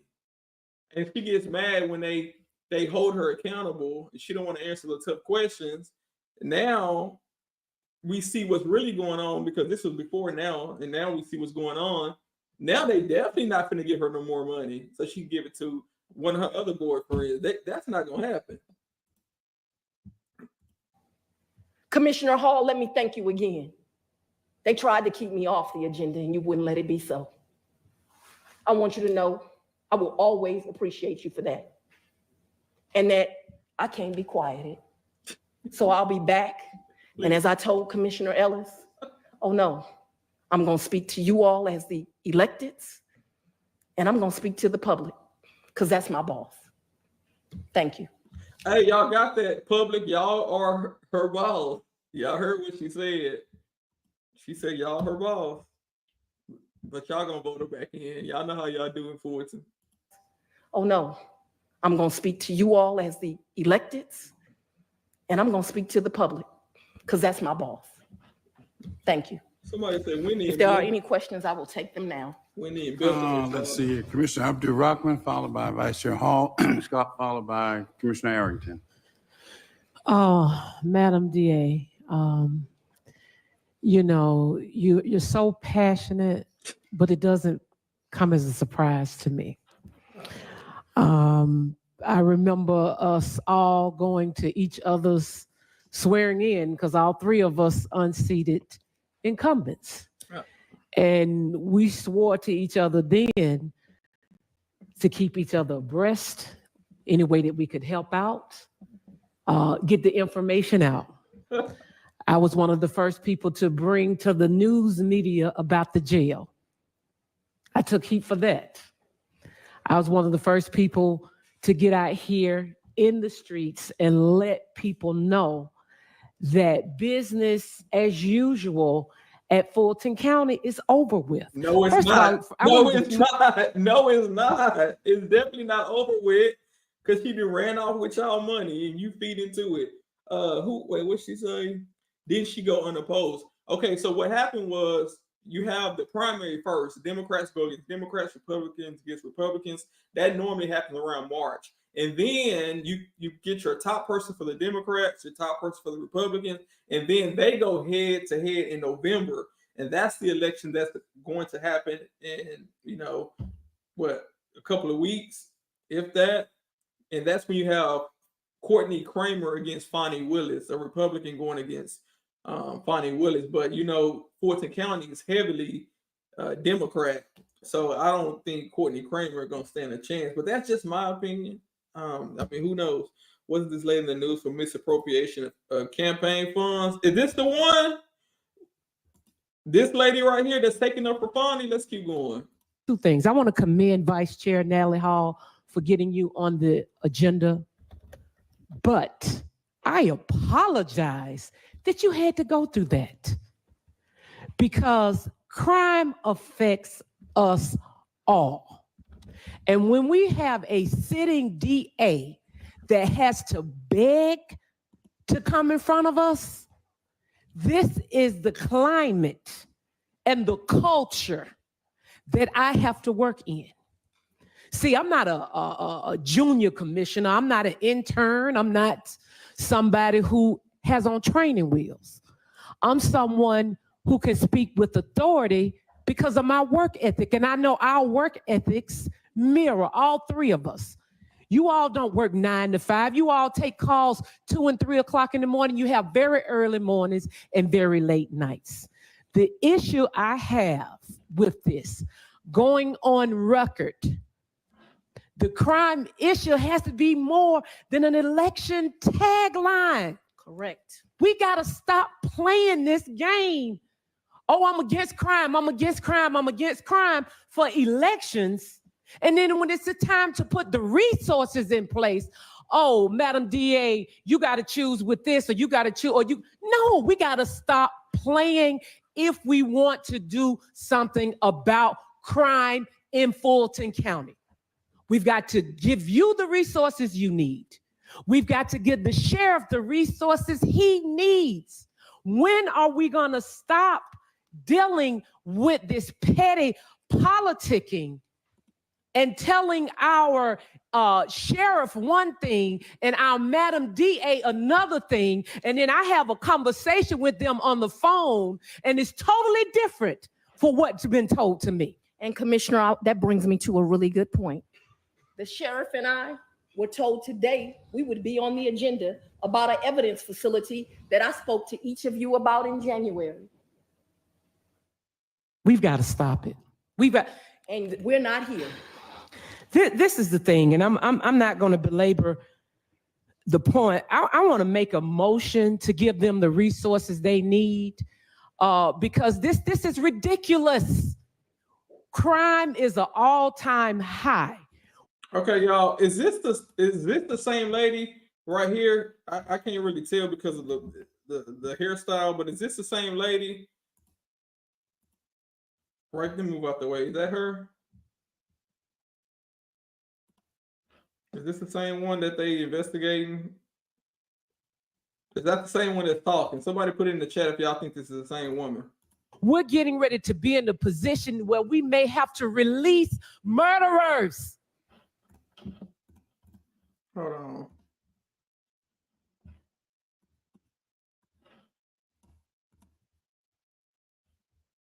Yeah.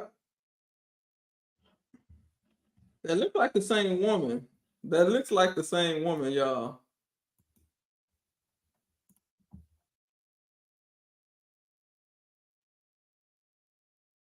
This is not a third world country.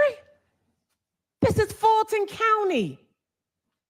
We got inmates sleeping on floors. We got inmates waiting to be tried, waiting to get a bond. We've got people that are getting arrested that are very dangerous, and we're making you jump through hoops. Shame on Fulton County. You can get mad with me all you want to, but we should be ashamed that you have to come here and beg for resources. First of all, and I want to go on record knowing that as an unelected official, I knew the problems in the DA's office before I took the oath of office here. So as an unelected official, and I knew the problems in the DA office, you can't tell me that this body didn't know. And it was unfair for you to walk into that situation with no resources. I remember the first meeting begging for just this. The same thing with the sheriff. The sheriff and you both were not even allowed into transition. And then we want to get up here and say we tough on crime. Know what you're doing, you're playing with folks' lives. So as much as I thank Vice Chair Hall, this whole culture of blocking resources and this whole culture of lying to elected officials and going back and telling the DA one thing, telling the sheriff one thing, and then coming to the commissioner, telling them something totally different needs to stop. Give our elected officials the resources they need, because the next death may be at your door. We should be ashamed of ourselves. Commissioner Hall. Thank you. This information is horrendous. When we met and I asked you for the numbers of cases, I did not expect this. Is that her? And, you know, this is a lifestyle for me. And I tell every member of my team that you live this job. You don't punch out from 9 to 5. So if anybody interviews with me, if they think they're punching in and punching out, keep it moving, because you can't be on this team. This is a lifestyle. It's heart work. When I say heart, I mean it comes from your heart. And I see your passion. And I understand what you're dealing with just by looking at these numbers. And I just want to say, I don't know who was trying to block you, but shame on them. Shame on them. Because not one member of this Board of Commissioners, I can guarantee you, was trying to block you. Now, outside of this, I would like to find out, if we can, who was actually trying to keep you from speaking, because that should never happen. Now, I want to address a couple of things that you said. You said that you're supposed to get $2.46 million. You were told that from this project called ORCA. I've never heard of ORCA. What does the acronym stand for? Can somebody? I actually learned the other day after you asked me that question that ORCA is actually not an acronym. It's what they have referred to for this COVID backlog. ORCA, and I can't make this up, is a big whale. I guess they thought because this is a big problem, they would call it that. I didn't make it up, but we need those funds. Okay. Okay. And so, Mr. County Manager, Madam CFO and COO, can you speak to this funding? And what is the situation with this $2.46 million that the DA is saying she was supposed to receive? Is she going to receive it? Is there I mean, explain if you can, please. And I would ask another question if respectfully. Yes, ma'am. I'd ask that the chart that was sent by your representatives at those rates and those positions, if we are actually going to get that, or if we're going to keep going through this song and dance. I don't know of a chart, so you're going to have to tell us about that, because I don't know about a chart. I haven't received. Has anyone on this board received a chart of positions or something? I'm sure. Look, here she go again. Where the chart at? Oh, Big Homie Slick said that is her. Okay. So that is her. So she had a whole lot to say to back up Fonnie Willis, and then come to find out she was embezzling her own campaign funds. So what's really going on? See, I gotta watch the one that's really loud in the room support. Like this lady here, she's more reasonable. She want to get the facts, get the numbers. Where is chart at? Maybe Hilton got the chart. We don't know. Maybe Hilton gave the chart to the witness to read on the witness stand yesterday. We don't know. Sure, they're aware of the chart about that, because I don't know about a chart. I haven't received. Has anyone on this board received a chart of positions or something? No. I'm sure they're aware of the chart. Is there a chart, Mr. County Manager, that she's talking about that you can share with us? I'm not sure exactly what chart she's referring to, but look, he don't even know. As we presented today, the budget for the court backlog reduction is now at 75 million versus 61. So it is fully allocated in terms of the resources that we have from the American Rescue Act. So now I guess from a does she get it, I'll turn to Sharon, but now the process is that it's fully funded. The positions are allocated and she has the ability to hire. But let me defer to Sharon. Is this the sheet that you're speaking of that's Yes, coming? yes, Vice Chair Hall, that is the chart. These are the positions. Those were the rates of pay we were told that was agreed upon. As you see, it is in writing, and I just want to make sure that it is honored because. Okay, so now she's passing out the chart that they supposedly already had, but she just so had enough copies in hand to pass it out to each one of them. I did 2 transactions and already there were problems. So who told you that this was approved? Because I don't see, I'm looking for the county manager, the chief financial officer, and the COO at least to be on here. Who told you it was approved? Hakeem, our director of finance, but I don't see any of them on here. On this email, it's coming directly from Shay Alexander, who isn't Shay still just a contractor? Yes, So she told you that this was approved? yes, we met with Mr. Adams and Miss Alexander. We did that for months. We wrote out the positions. They met not only with my office, they met with every justice partner. We worked out the things, and then we were sent that this is the list of how you are to do things. And so then we began to do things in that order. And as I told you, transaction 1 and 2, problems already. And so those immediate 1 and 2 have been resolved, but I can't do that for transactions. I've heard you all today talk about hiring for different projects. And what I have to tell you is I've been hiring for the last 6 months. And every time it is difficult. And so I want to assure that what we said was going to be done is going to be done the way it was outlined for us. Mr. County Manager, did you know about this document that was given to the DA and said it was approved? Nope. Yes, ma'am. We met with the DA and discussed it with her recently. I think it was Friday. Okay, and so it was approved then? Well, fundamentally what the disconnect, I guess, if you will, was Shay and don't let me speak for you. Where did Alton go? But Shay and Alton were working with all the justice partners to outline the plan for court backlog reduction. When this document was put together, to the best of my knowledge, and you can look at this and somewhat surmise this, these salaries are rounded numbers, 75,000, 53,000, 80,000. They are not precise numbers. So as the DA went forward to hire based on this, which was essentially a consultant working document from Shay Alexander, as it so happened, the first 2 that went forward did not have a good coordination with HR, and an offer was made to 2 people that's slightly above the authorized salary grade, the higher limit of the salary grade.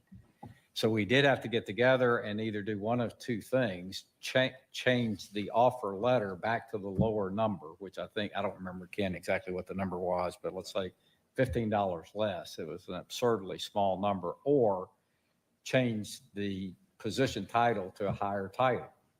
And that was the decision that we collectively made. And so are you currently working on moving forward with completing this list of hires? Yes. So, and let me ask Sharon to speak to the plan that we gave to the DA that I think will facilitate not only better working, but elimination of any miscues. Thank you, Mr. Manager. Vice Chair Hall, the one thing that we, after the meeting with the district attorney, we have the HR staff reviewing the list to validate that the grades and the salary ranges all are in line with what our grades and salary ranges are, and that we don't have any more issues relative to that process. We've also shared with the DA from a procedures perspective, the time frame and the timeline for offers to be made to make sure that the offer letter itself is reviewed by HR to ensure that it has all the correct language, since these are going to be time-limited positions, and that the title and the grade and the salary on the letter all agree to what's in the list. And so there were a few, I think, issues that needed to be corrected on the list, which HR and Shay Alexander and the finance department have been working on the last couple of days. It's not just the list for the district attorney. They're reviewing the entire list of all 300 plus positions for the backlog project in general, just to make sure that we don't have any other issues pop up like this. All right. The DA just happened to be out in front on this. So we are trying to work through these issues and get her where she needs to be. She looking. Look at her relative to face. Continuing to move. moving forward. The her positions are staggered by month. And in addition to Y'all didn't kiss that. She looking all around while the woman talking. Y'all didn't kiss that attitude. You couldn't see her face, but we saw her head. to where she needs to, are trying to work Go through these ahead. issues and Good get deep her breath. where she needs to be relative to continuing to move forward. The positions are staggered by month. And in addition to these positions, we also are working with the DA so that she can utilize her salary savings that she's accrued this year to be able to hire some additional temporary positions through the end of the year to help meet. Look at her. Look at her. The woman talking, trying to explain she talking. Part of the need that she identified in her slide.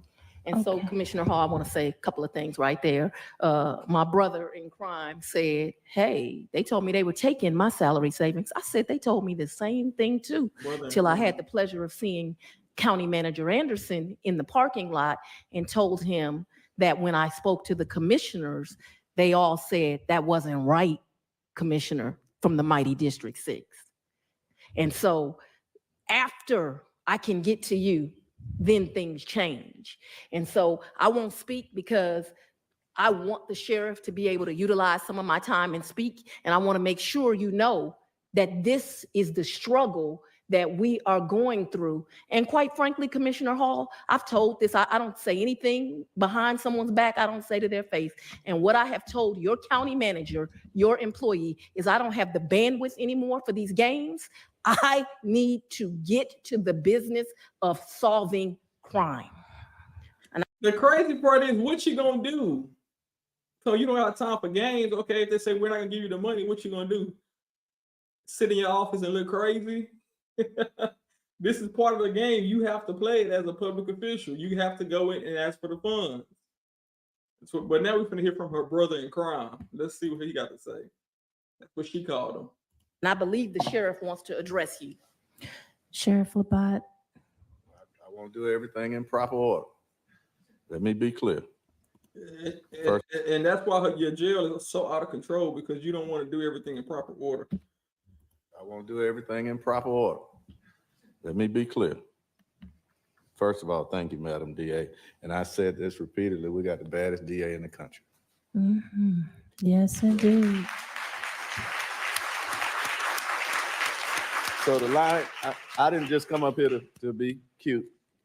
And this vest is for a reason, because I had a county commissioner say that sometimes sheriffs talk big. So I don't play one on TV. I am the sheriff of Fulton County. I'll be on the street tonight fighting crime. Yeah. We started putting people on the street long before tonight, working with APD, working with Georgia State Patrol, creating a scorpion team that's gonna fight crime. We're gonna I told Madam DA, we're gonna fill your desk up.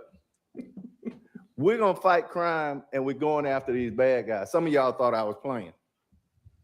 I don't have a fancy PowerPoint. I will ask for permission to be on the next board meeting. Can y'all put that in whatever the 28-day cycle is? Because when I first started, I said, I learned that I had to be 40 days ahead of the conversation to even come speak to y'all. See, I'm not used to that. What? let me back up and say thank y'all. Thank you for coming to visit. Thank you for having the conversations. Thank you for the $6.8 million. Let me be clear that I had to get 4 votes on. Wow. Y'all heard that? $6.8 million. And if you walk inside of his jail, there should be no reason that somebody is getting ate alive and literally dying from getting ate up with bed bugs and drugs and weapons and people getting killed throughout his jail with $6.8 million. And then a couple of weeks ago, a lot of people walked off from the job. And he was saying, well, we let them walk off because we couldn't pay them. We got 2 buckets of money. We can only pay them from 1 bucket of money, but not the other bucket of money. Come on. Where is this 6.8 million? For 1 year? Right? I can do the math. Thank you for having the conversations. Thank you for the $6.8 million. Let me be clear that I had to get 4 votes on, right? I can do the math. Only to find out later, it wasn't a pay raise. It was a salary adjustment. Let me be clear. We are underpaid and overworked. Come on. I had 15 people in the last 30 days leave the Fulton County Jail as detention officers to go work somewhere else. I text you every time I see Sandy Springs offering $7,000 to come work for us and a $3,000 relocation fee. Cobb County offering $5,000 and a $2,000 relocation fee. It's a tough time to be in law enforcement. Wow. But each and every one of you call me when you're going up Bankhead Highway and it's nothing but ATVs blocking the street. But I can't get a Bearcat after I go through the process. Mr. Davis, thank you, I appreciate that. Of playing you all's games in finance, because that's all they are. Everybody wants to move the goalpost when we get to the end. It ain't your money. It's been. And it ain't your money neither. It ain't your money. It ain't Fonnie Willis' money. It ain't Nathan Wade's money. Yeah, so I'm glad you're saying that. So for them to be going on trips, I wonder how you feel about that with the taxpayers' money. You're right. It ain't your money. Man. And this is the sheriff of Fulton County. Because that's all they are. Everybody wants to move the goalpost when we get to the end. It ain't your money. It's been approved here, and I'm going to spend it accordingly. And the next time, Ms. Whitmore, and I've sent you emails, and I appreciate you responding eventually. And let me be clear. When I sign my name as the sheriff, which one of y'all, when you sign something on your staff, write a check, Ms. Whitmore and her team rejects? Because we just haven't done it that way. When I work a deal to get a Bearcat so that I don't have an MRAP breakdown on Georgia 400 on the way to a SWAT call where a guy has been charged with killing 28 people, ends up killing himself. My MRAP sitting on the side of the road. But I put a plan together. Yeah, so I guess this is a Bearcat. This is what he's talking about he needs. They'll be having all these type of SWAT and military vehicles tearing up the roads and y'all wonder why the road's so bad. Police, y'all don't need all this here. Y'all not going to go fight in the war. Y'all take it down civilians. You do not need a Bearcat. But let's keep going. Following the rules. Mr. County Manager, I appreciate it. We have a relationship. That's what this county's not used to. Not to mention it costs around $300,000 or more just for one of those things. We talk 2-3 times a week. Right. We talk, and I appreciate that. But what we have is a bad culture. Terrible culture. And we need to figure out how to fix it. When I signed something, I was elected to do it. I'm going to manage my budget, I promise you. But don't tell me that these salary savings I can't use to do other things proactively.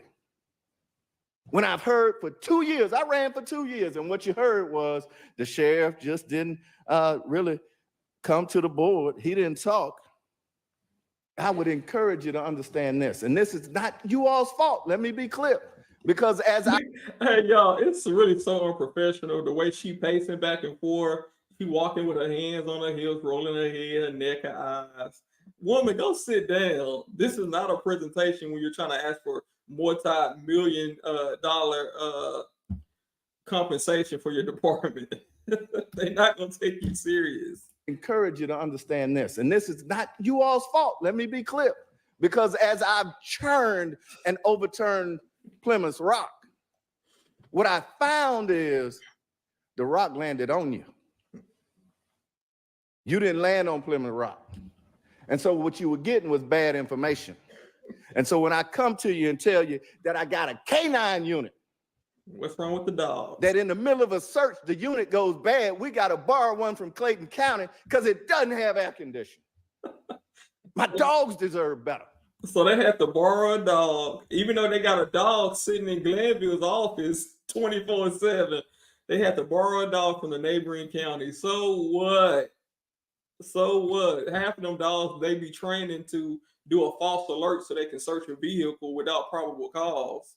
I see that all the time. Dog couldn't find nothing if it was in front of them. Let's go. Because it doesn't have air conditioning. My dogs deserve better. When I tell you, and again, thank you, I appreciate the conversations around the jail.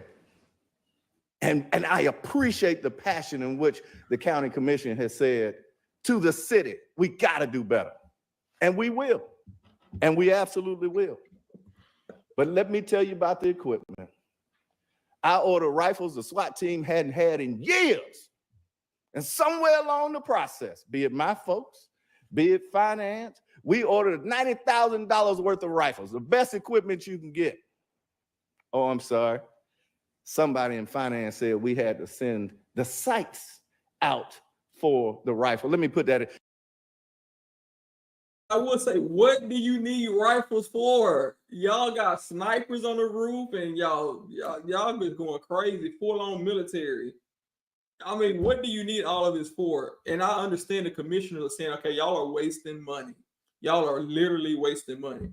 And, listen to him talk. He's mad because they had to borrow a dog because the dog didn't have AC or for the day. What? Come on. You look through a sight to make sure you can hit the target down range. But because of our processes, 30 days later, the sites are approved. And guess what? They're approved by the same vendor. We have a flawed culture. It is time we fix it. And if you don't believe we're out here fighting crime, come meet me in Metropolitan tonight. Yeah. Right? You don't believe we're out here fighting crime, meet me out at Fulton Industrial. We put the necessary resources in place, but it's like pulling teeth. It is absolutely absurd. I do want to give a shout out to the county. Did she laugh? Did she just laugh? Me out at Fulton Industrial. We put the necessary resources in place, but it's like pulling teeth. It is absolutely absurd. I do want to give a shout out to the county attorney and her team. The 11th Circuit ruled in our favor today. Hopefully you can give the board some update on that because it's good news about how we treat people. See, I didn't just get in here to walk around. We are going to handle our business. I am going to bring you the facts. And Commissioner Hausman, I appreciate you asking for the facts. But we are going to bring you what you need in the next board meeting, right? That will show you that we are $20 to $30 million understaffed if you want to have a true sheriff's office in your county. We are partnering with all 15 cities to include colleges to get the best training we can get to give our citizens what they need and deserve. See, what I come to learn is that you being plural in many instances didn't understand the breadth and aspect of what the sheriff's office actually does on a daily basis.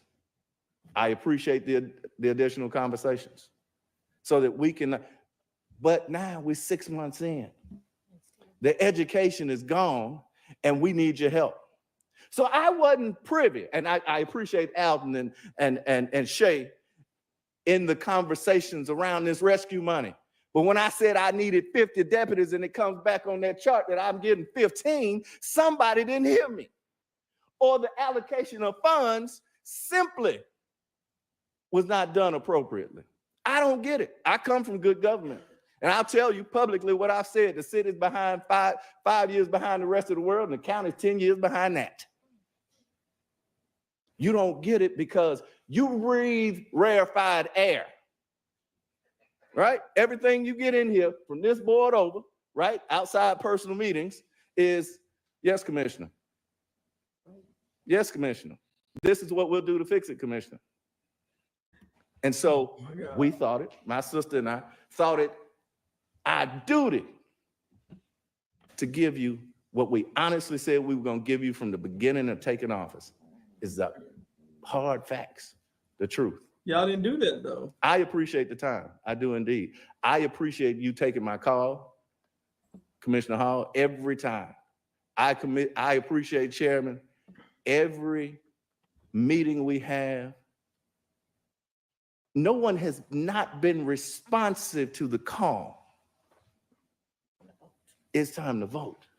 It's time to put the rubber on the road. It is time to invest in public safety, and not just on the telephone.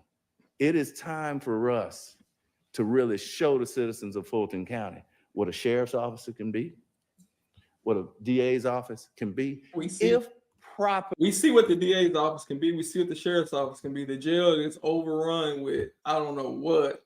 They said, Woody said it's so bad it's not even a jail. It's more like hell. Moontung even said the same thing. And we know the cases that she's prosecuting. She had the Young Thug case. She's losing. That's probably why she's in there trying to get a deal, because she ain't gonna have money to retry them. And then also you have the money that she spent on, other people, stuff that was irrelevant to the office, her trips and stuff. So she's really in a bad place right now. Her prosecutors are doing a terrible job. She's losing the Young Thugs case. She's losing the Trump case. The appeals court stopped that one. So they offices are in total disarray. So I don't blame the commissioner's court for not giving them millions and millions to keep blowing and nothing's getting fixed. Properly resourced. It's simple as that. It's simple as that. And so while the notion was, not notion, the facts were, we didn't get a chance to transition. But you didn't either believe in us when we said the fat meat was greasy, or you wanted to give a test of time. We're 6 months in. And it is time for us to look beyond where we are. I was so happy the other day, I printed it off, I sent it to your office, and I'll make sure everybody has a copy when the president said we can use this rescue money to fight crime. Let me give you an example of what this looks like. Look at the largest sheriff's office in the Southeast. We use these things that we call tag readers. We mount them to cars, $17,000 a piece, right? For the whole setup. For what? We have the sum total of one vehicle that can read tags. I mean, come on, y'all, be for real. Why do you need every car equipped with a tag reader and it costs $17,000 each one? That is a waste of money. I mean, you might catch somebody with expired registration or their tags out, their license plate need updating. But $17,000 a car, that's just wasting money. Absolutely insane. And he think it's okay to come and ask for this money. And it's broken down. Hold up. And the one that they did pay $17,000 for is broke down. So you wasted that $17,000. Come on, man. Be for real. Sum total of one vehicle. Let's go back. We call tag readers. We mount them to cars.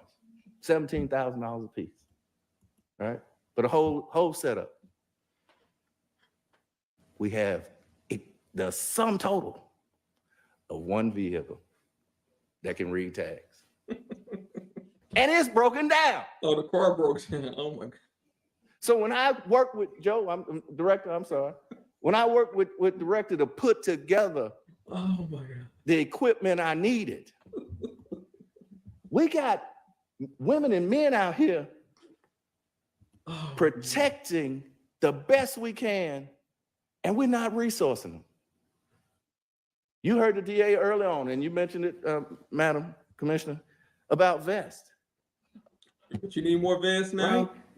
What you need? I got vests that are expiring. Here we go. Hey, y'all, the vests are expiring. They need some new vests. Goodness. I mean, let's be for real. Does the vest stop working? I understand that, stuff will get wore out, but come on, your vest. I understand it may be a need, but I'm sure there's a million things in front of your vest expiring. It's not like it's food that you're going to eat that's expiring. That vest you got on look pretty good to me. The expiration, right? I got vests that are expiring. Bro, come on, be for real. The expiration date long gone. And maybe some of y'all thought this was a show, but I can't go to a funeral because of a vest. I refuse to. And maybe it's a culture that you just were not informed. I don't know what the answer is. But what you will get is transparency. What you will get is honesty. But we need somewhere along the lines, Mr. County Manager, the understanding that when the DA and the sheriff, we're elected just like you, right? See, some of y'all are confused, and maybe this is for the audience, because every time you say sheriff's department, the hair on the back of my neck stands up. I don't run a department. I run the sheriff's office. What's the difference? Oh, okay. And it's insulting. So hold on. So I guess a sheriff's department means you're underneath somebody else, but a sheriff's office means it's an elected position. You have your own office. You're not underneath the council or the commissioners or the DA's office. He has his own office. But they don't care about that's small to commissioners. They don't care if they use the word office or department. They care about the 6 point, however many millions of dollars you got and what you did with that money. They don't care about your, what you call yourself, what you're doing with the money. Some of y'all are confused, and maybe this is for the audience. And remember, he's keeping the same tone he's talking to that Fonnie was talking to the commissioners. These are the people you're asking for money for. You need more cars. Your dog need AC. You need some vests. You need better guns. But then you saying they ain't here confused. You talking to them like that. Right? See, some of y'all are confused, and maybe this is for the audience, because every time you say sheriff's department, the hair on the back of my neck stands up. I don't run a department. I run the sheriff's office. And it's insulting to say otherwise. This dude, come on. So I say that to say, here's the good news in all of this. Who really cares? We on the way up. We on the way up. We on the way up. We don't have nowhere else to go but up. Let me be clear. Let me be clear with my choices. You're not lying on that. Right? But the DA laid it out for you. My heart breaks every time you see someone get killed in Fulton County. But let me take it a step further. And I'm gonna wrap this up. I got a secondary phone. That phone is tied into 911.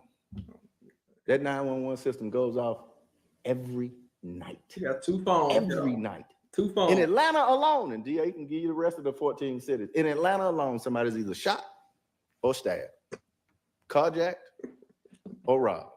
Every night. Or trafficked. Every night. Every night. And we have an obligation to do better. We took a duty, we took an oath to do better. And we want to be good partners in doing it. But I'm afraid sometimes you all don't get the whole story.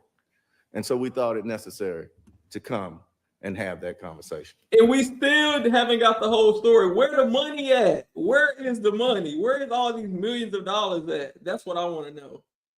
Y'all getting all this money, and they are really wasting the money. They are wasting it. I mean, let's just be for real. They cannot show us where all this money is going.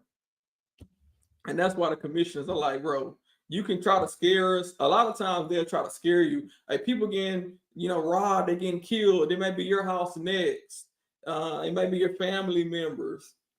I mean, you can try to scare the public like that to vote for you, but the commissioner's not going to be moved by your speeches to try to scare them. So, oh, I'm so scared. Let me give you more money, more millions. Going on with all that. Yeah, it could be my house. It could be the neighbor's house. I mean, we can't control what's going to happen in the future. They used to say back in the day, if your time is your time. But he's trying to use all these scare tactics with Finding Willis to get money. And the way they talking to these commissioners is beyond me, because I have never seen somebody go to somebody that they begging for money for and then talk to them crazy at the same time. And so I'm going to get out the way of my Thank sister. you, Mr. And Sheriff. I certainly appreciate So it. Commissioner Hall, Yes. She said, thank you, Mr. Sheriff. He gonna get mad at you, Mr. Sheriff.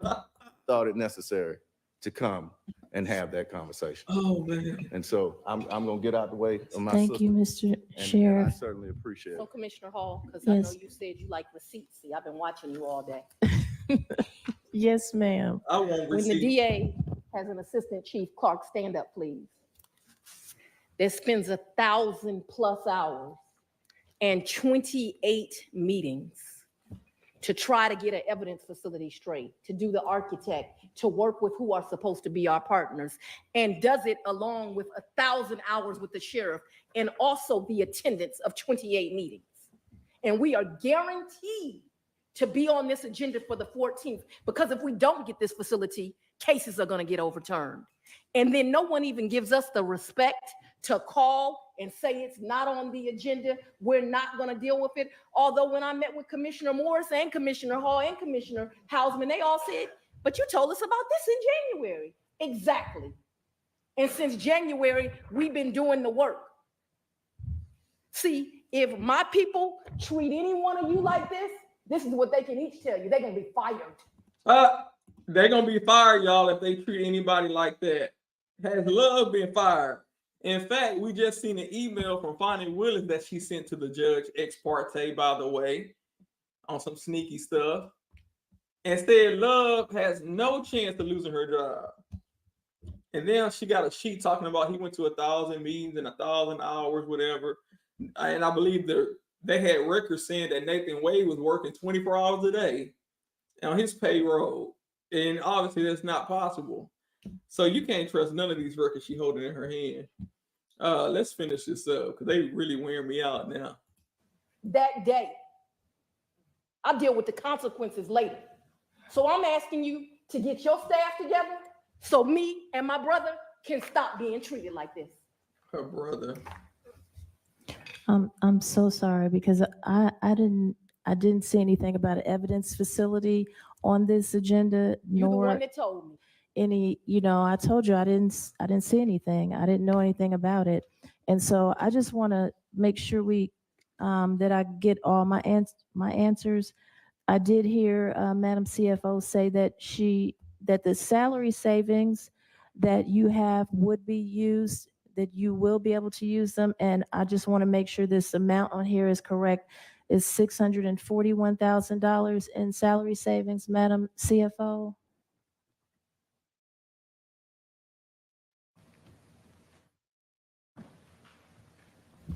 We calculated 617 for the salary I'll take the savings. 617 because I was told I can't use anything. All right, so 617 it is. Bonnie say, I'll take the 617. She said, I'll take that too. Y'all heard her? She said, I'll take the 617. We calculated 617 for the salary I'll take the savings. 617 because I was told I can't use anything. All right, so 617 it is, going once, going twice.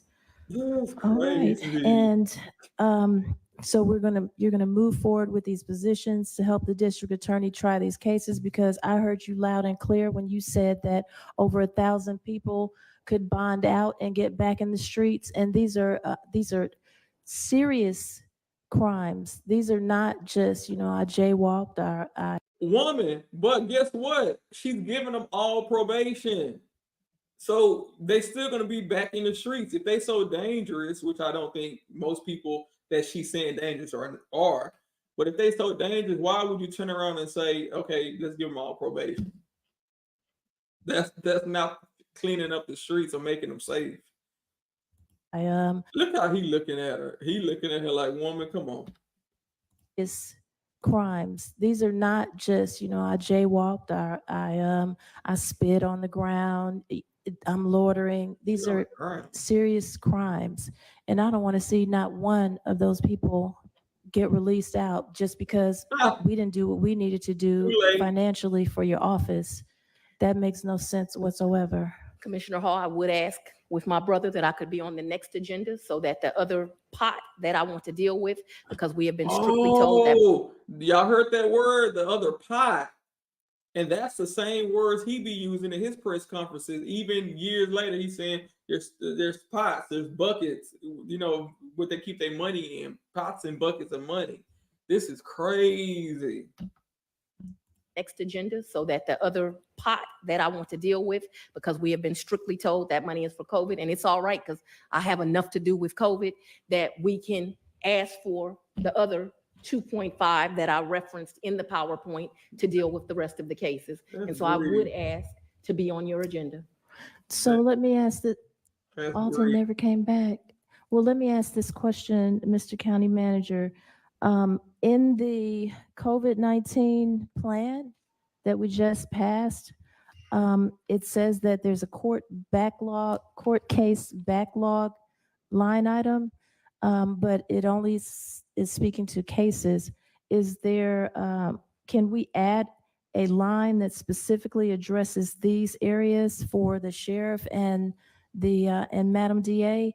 And can someone confirm if we can use, whether or not we can use ARPA funds for what they're looking for? Because as I stated in the last meeting in June, reading the ARPA website information, it said specifically that President Joe Biden set aside these funds that are that can be used toward law enforcement and can be used toward preventing violence and funding peace. So I would like to see that you go back and add a line for these things and let us know what can we fund through ARPA so that we can at least have something to move forward.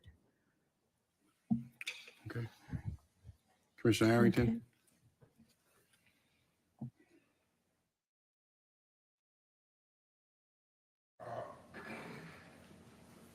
I would love to hear Mr. Herman and Ms. Whitmore why they are here right now. I would love to know why we are here at this hour. Why are they frustrated that why would you tell them they can't get their salary savings? Why would you not expedite their hires? She said coming in, she's gonna get rid of 70 people and hire 130 people. We've been knowing that for 9 months. So how do we get to this point where she's out trying to hire people and we're having hiccups? I want to say it's unintentional. But then when I look on the agenda and I see Commissioner Hausman talking about, we passing the lowest millage rate ever. Fuck the lowest millage rate. Oh, wow. We gotta get these people locked up. They gotta be arrested. Oh my goodness. I don't give a darn about no damn low millage rate. Where's the money that the DA's office needs? Bro, we asking the same thing. Where is the money that they got? Where is the money that they got? That's what we want to know. I wonder if they kept all this energy when finally got on the stand and Nathan got on the stand and admitted that they were spending that money on trips and cruises, vacations. And where is the money? Where's the money that the sheriff's office needs? Where is the cooperation that they need? It's not even really the money. Where's the cooperation? You still ain't getting a dime. They gotta spend 1,000 hours to negotiate a damn lease, and then gotta come down here and wait 10 hours to fucking speak. Oh wow! And y'all won't give them the money that they need. Inappropriate. You won't cooperate with them to give them to be able to hire the people that they need. This man right here ain't studying nothing they talking about. You can holler, you can jump up and down, you can shout, but you are not finna get this man here ain't studying them. I wouldn't even be concerned if I was a commissioner. Y'all can do all of this, and you're still going home the way you came in here. He beating on the table like he got a cut coming. I got this energy right here. I ain't studying them. You won't cooperate with them to give them to negotiate a damn lease, and then gotta come down here and wait 10 hours to fucking speak, and y'all won't give them the money that they need. You won't cooperate with them to give them to be able to hire the people that they need. That's preposterous, Mr. County Manager. Please make sure that this never happens again. Boy, go on. But see, when somebody sneaks the lowest millage rate ever on the agenda, now all right, y'all. now I really start to question. Y'all, we got 13 more. We almost done. It's the last part. He clowning in here. Yeah, there's no YSL trial. We're trying to figure out if there's a mistrial, do Fani, will she get the money from the commissioners to try them again? And obviously, this was a while back. And since then, they have now discovered that she was using money to give to her married boyfriend, her married lover. So now you think they want to hear her come in there and say, hey, I need some more money to try Young Thug again and start all over with? In the way she's talking to these people right now, I mean, she got a few yes mans, yes women on the stand, the commissioner's court, but man, come on, she don't got enough. She don't got enough motives and intentions. This is not, I've said this for the last 4 or 5 years. This is not how you set a budget. You don't set a millage rate and then you find out how much you got to use first. You find out how much the DA's office needs, how much the sheriff's office needs, how much these other departments need, and then set the budget. Hey, y'all think we invited to her birthday dinner tonight or not? Y'all think that? Or y'all? Hey, if we all show up to the birthday, y'all think Tyrese Gibson gonna let us in, or they gonna pull up? They gonna pull us up and say, "Oh hell no, y'all not coming in here." Thank you so much, Mixed Chick, for becoming a member of the channel. I do remember you had said not too long ago. You said I'm gonna be back and I'm gonna come and be a member, and you did exactly that. So thank you so much, Mixed Chick. Although it's not required. Y'all do help support the stream a lot when y'all support like this. So thank you so much for that. Let's finish wrapping this up so we can get out of here. But they said he gonna be at Fonny's party tonight for sure. And the first lady that spoke, she gonna be there. He ain't studying her. He ready to go. He ain't worried about none of it. Let's finish this up. You set your budget based off of needs. Oh, this is what we had last year. Oh, we're trying to get the millage rate low again. Oh, we don't care if 1,500 rapists and murderers go running free. We want to have the lowest millage rate ever. Let all the rapists out. Let all the murder. They laughing at him in the audience, y'all. Y'all hear him? Ain't nobody saying let all of that out. 1,500 rapists and murderers go running free. We want to have the lowest millage rate ever. Let all the rapists out. Let all the murderers out. We want to have a low millage rate. That doesn't make any sense. Cooperate with these people. They shouldn't have to come here, Mr. Herman, Ms. Whitmore. They should not have to come here and beg for money. Well, literally, that's the process. You have to go and explain why you need money. I mean, that's how it works. They have to come. You can't tell somebody, you can't send a letter and say, hey, send me $5 more million. No, the commissioners want to know, wait, what you need $5 more million for? No, you need to come here and explain what you're going to do with this money. Oh, I need $5 more million because I want to give Nathan $1 million so we can go on trips around the world. And then I'm going to use the other $4 million to divvy it up between my colleagues and us. No. So can anybody tell me why this evidence building is not on the agenda today? He the only one up there don't know with the knot on his head. What's going on with that? He the only one up there that don't know about why it ain't on the agenda. This is crazy work. So can anybody tell me why this evidence building is not on the agenda today? No one? No one? Has anyone ever heard of the building before?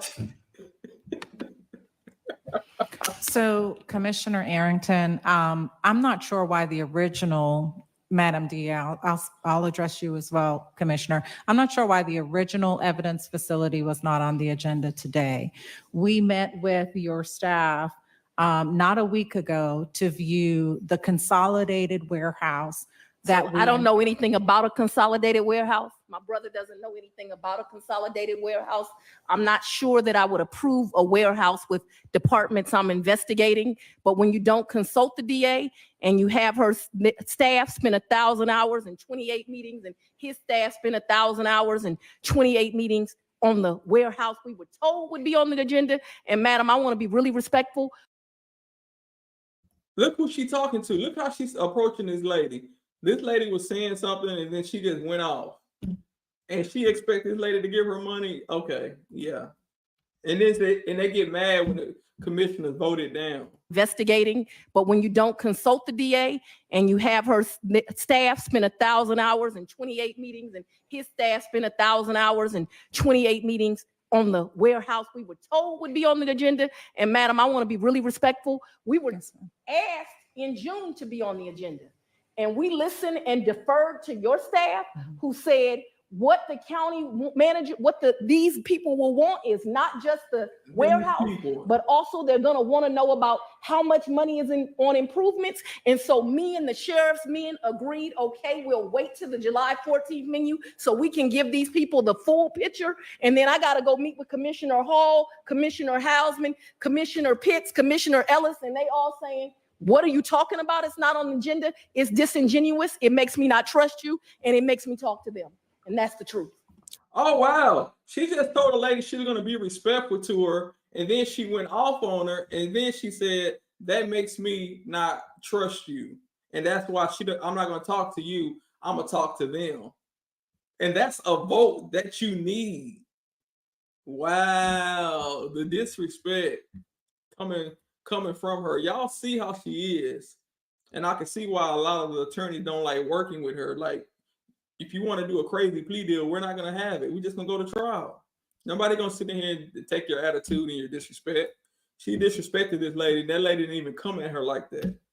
She said, that's why I'm going to talk to them, and I talk to you. Listen. Commissioner Pitts, Commissioner Ellis, and they all saying, what are you talking about? It's not on the agenda. It's disingenuous. It makes me not trust you, and it makes me talk to them. And that's the truth. And I understand that, DA Willis, and I apologize for not, for there was a clear lack of communication because I believe from the presence of your staff that you were aware about the consolidated warehouse we were I discussing. never agreed to a consolidated warehouse, and nor did the sheriff, and he can speak for himself. I understand. We will revisit that discussion and bring the item forward for the evidence facility. And look, the lady said she apologized. It was a misunderstanding, and then Bonnie still got a funky attitude with her. She still kept the energy even after the lady apologized. That's why you got to be careful apologizing to certain people. Apologize for not, for there was a clear lack of communication because I believe from the presence of your staff that you were aware about the consolidated warehouse we were I discussing. never agreed to a consolidated warehouse, and nor did the sheriff, and he can speak for himself. I understand. We will revisit that discussion and bring the item forward for the evidence facility we were previously discussing. Okay, where are we? Look how she down talking to she You left finished, away. Commissioner? All right, Commissioner Abdul-Rahman. Yeah, I'm finished. Okay. The same reason is when we can pass an agenda item in March and the county manager can bring it back, a plan that doesn't have it on it. I've been talking. Look how happy she is. Your girl not getting her way, but she too happy for me. About this culture since day one. I've been ridiculed about it.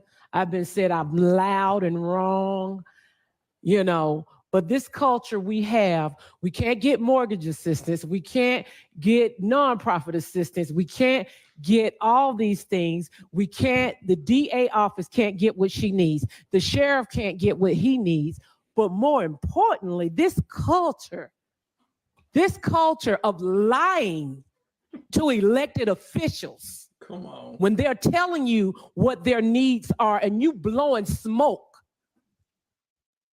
Now I know we don't want to hear that, and I know here I'm supposed to be loud and wrong, but I'm loud and right. No, because the culture I walked into here is one of tell them anything to get them out your face. Point blank. And this is where the rubber hits the road. Because welcome to Fulton County. And now, obviously, they investigating her for spending campaign funds on personal items. But go off, sis. Go off. Where we're not going to give you help with mortgage. We're not going to give you nonprofit assistance. We're not going to take crime seriously. We're not going to take crime, and I commend you, Sheriff, because you're trying to do criminal justice reform. You're a cutting edge. Welcome to Fulton County. Cutting edge. Have they not walked through their jail? What is cutting edge about Fulton County? And no disrespect to the people that live there, but y'all leaders are something else. Goodness, come on, cutting edge. Do any of the things to make the county better, but we can give the county manager an $11,000 bonus. Shame on Fulton County. This is where the rubber hits the road. You are lying to these elected officials. You're not holding your colleagues accountable. And then we come down here every meeting, get a check for coming down here, lying to the public, lying to the elected officials, and they can't do their job. But we can get an $11,000 bonus. Shame on you. Welcome to Fulton County. All right, Commissioner Hall and Commissioner Ellis, it's 8:40 now, 8 o'clock. We've heard a lot today, and we got a lot to talk about prior to that next meeting. Let's Yes, get sir. it all on the table. Yes, sir, Mr. Vice Chair Chairman. and I just want to make sure that the county manager and county executives are going to provide us with the information that I requested, because before I could even finish or they didn't even respond, we had moved on to the next speaker. So I'd like an acknowledgement of at least if you can take care of that. No one said anything before Commissioner Arrington spoke. Right. Are you going to be able to provide that information? Oh my God. I can respond. Whatever you're requesting, Commissioner Hall, will provide you before the next meeting. And bring the millage rate back after you provide the information. Oh man, go on. We already voted on that. We're gonna vote on it again. Commissioner Ellis. Sit down. You ain't running nothing. Sit down. You don't know nothing to be running something. He the last one to know what's going on. So we gonna vote on it again. Do you provide the information? We already voted on that. We're gonna vote on it again. Commissioner Ellis? Just sort of 2 or 3 questions. Well, first off, I just want to say this. Thanks for coming down. I appreciate the remarks. I do think we can and need to reach a point where we have conversations that don't look like this, that allow things to get facilitated and work gets done. And I'm not going to point fingers at anybody in terms of where the breakdown. Hey, I'm gonna point the fingers. I'm gonna point the fingers. Rodney Ellis, you may not point. Look, he said he ain't gonna point fingers. Look at his finger. Look at his finger. Oh, I want to thank you real quick, Truth. That was really kind of you for the super sticker, the tip, protesting for a mistrial with prejudice, FW party. We need to all go to Fonnie Willis' party tonight and protest. Y'all think they're gonna let us in? Let's finish this up. Conversation. Thanks for coming down. I appreciate the remarks. I do think we can and need to reach a point where we have conversations that don't look like this, that allow things to get facilitated and work gets done. And I'm not going to point fingers at anybody in terms of where the breakdown lies on this. I think it's important that we move ahead and move ahead in that spirit. We're not each other's enemies. I think we're all fully aware of what all the crime issues are. Certainly you deal with them and see them day to day and have a different viewpoint on those than each of us. And I get that, but we all recognize where we are with it and are fully intent on doing something about it, from our management team to this board and certainly to you all. We did just approve today, $75 million of expenditures, that will be spent over the next 2.5 years, I guess, or two and a quarter, I guess. Is that it? Right. I guess my ask in terms of our staff, it would be to ensure that all of the justice partners, not just our sheriff and our DA, understand what that means for them. I mean, that we're all on the same page on that. Hopefully that's the case, but it seems to me like there's maybe some disconnects with that. Maybe some of that means because we're just been trying to get this thing fully assimilated and numbers down on paper and then get it approved by us. It was approved today. Nobody was holding that up. Everybody wanted to do it. We wanted to do it at the last meeting. We wanted to ensure that it fell under these guidelines, and it does. And we certainly all want us to move ahead on this as quickly as possible. So my ask of the management team certainly is to ensure that everybody understands kind of what their components, individual components of this are. I know this issue of salary savings, I hope that was never was communicated that to any department that they can't use salary savings, but maybe it was, maybe it wasn't, maybe there was miscommunication around it, but I do think whether it's whether our sheriff's office or other departments, that everybody have a full understanding of what the rules are around using salary savings. Because, that's been a breakdown at different points in time. So I do think if we could have those guidelines spelled out for everybody, it's the same. They understand it, understand what the rules are, right? So that there's not confusion around that.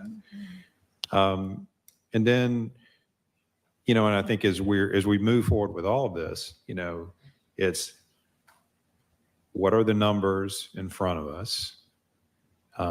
Anecdotes, I think, are important. The emotion of it behind it is fine, but really the hard data is important too. We've talked about this in terms of the efficiency of our court system. Hey, y'all heard him slip that in there? He said the emotion behind all of it is fine. Like, yeah, that's whatever. He ain't worried about that. What are the numbers in front of us? He want the numbers, not none of that emotion stuff. And I think as we move forward with all of this, it's what are the numbers in front of us? Anecdotes, I think, are important. the emotion of it behind it is fun, but really the hard data is important too. We've talked about this in terms of the efficiency of our court system, and this, gets outside of our sheriff and DA even, and stuff we've had conversations around before. And courts got shut down. We realized that changed, but that we continue, that we get in a pattern of looking at that and looking at that data over and over and over and over, so that we are making the right investments and making the right resource allocation that's needed. And that we're not dealing in the anecdotal, that we're dealing in the facts. And we're dealing in the facts and making a difference in the lives of our citizens. So, Mr. Chair, can I ask a quick request while we're asking, right? And this is not the fault of anyone here. Our radio system, and I just learned this today, Mr. County Manager. When we send people to go pick up extradited inmates or go do extraditions outside of Fulton County, we can't even communicate.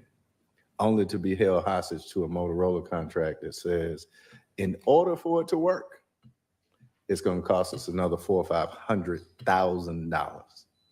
So if we could look into that, I certainly would love to have that conversation. And so now they need another radio system. They don't want to use a telephone. They want a radio. He already said he got 2 phones, 2 work phones. Ms. Whitmore, I'd love to publicly ask for our teams to be able to meet in person so that we can drill down on these cost savings, these salary savings, and use that accordingly. So thank you all for your time. Thank you, Sheriff. I appreciate it. Let's sum up here now. Commissioner Houseman wants to be recognized, and then we'll. Just briefly, first of all, I appreciate very much you coming and communicating.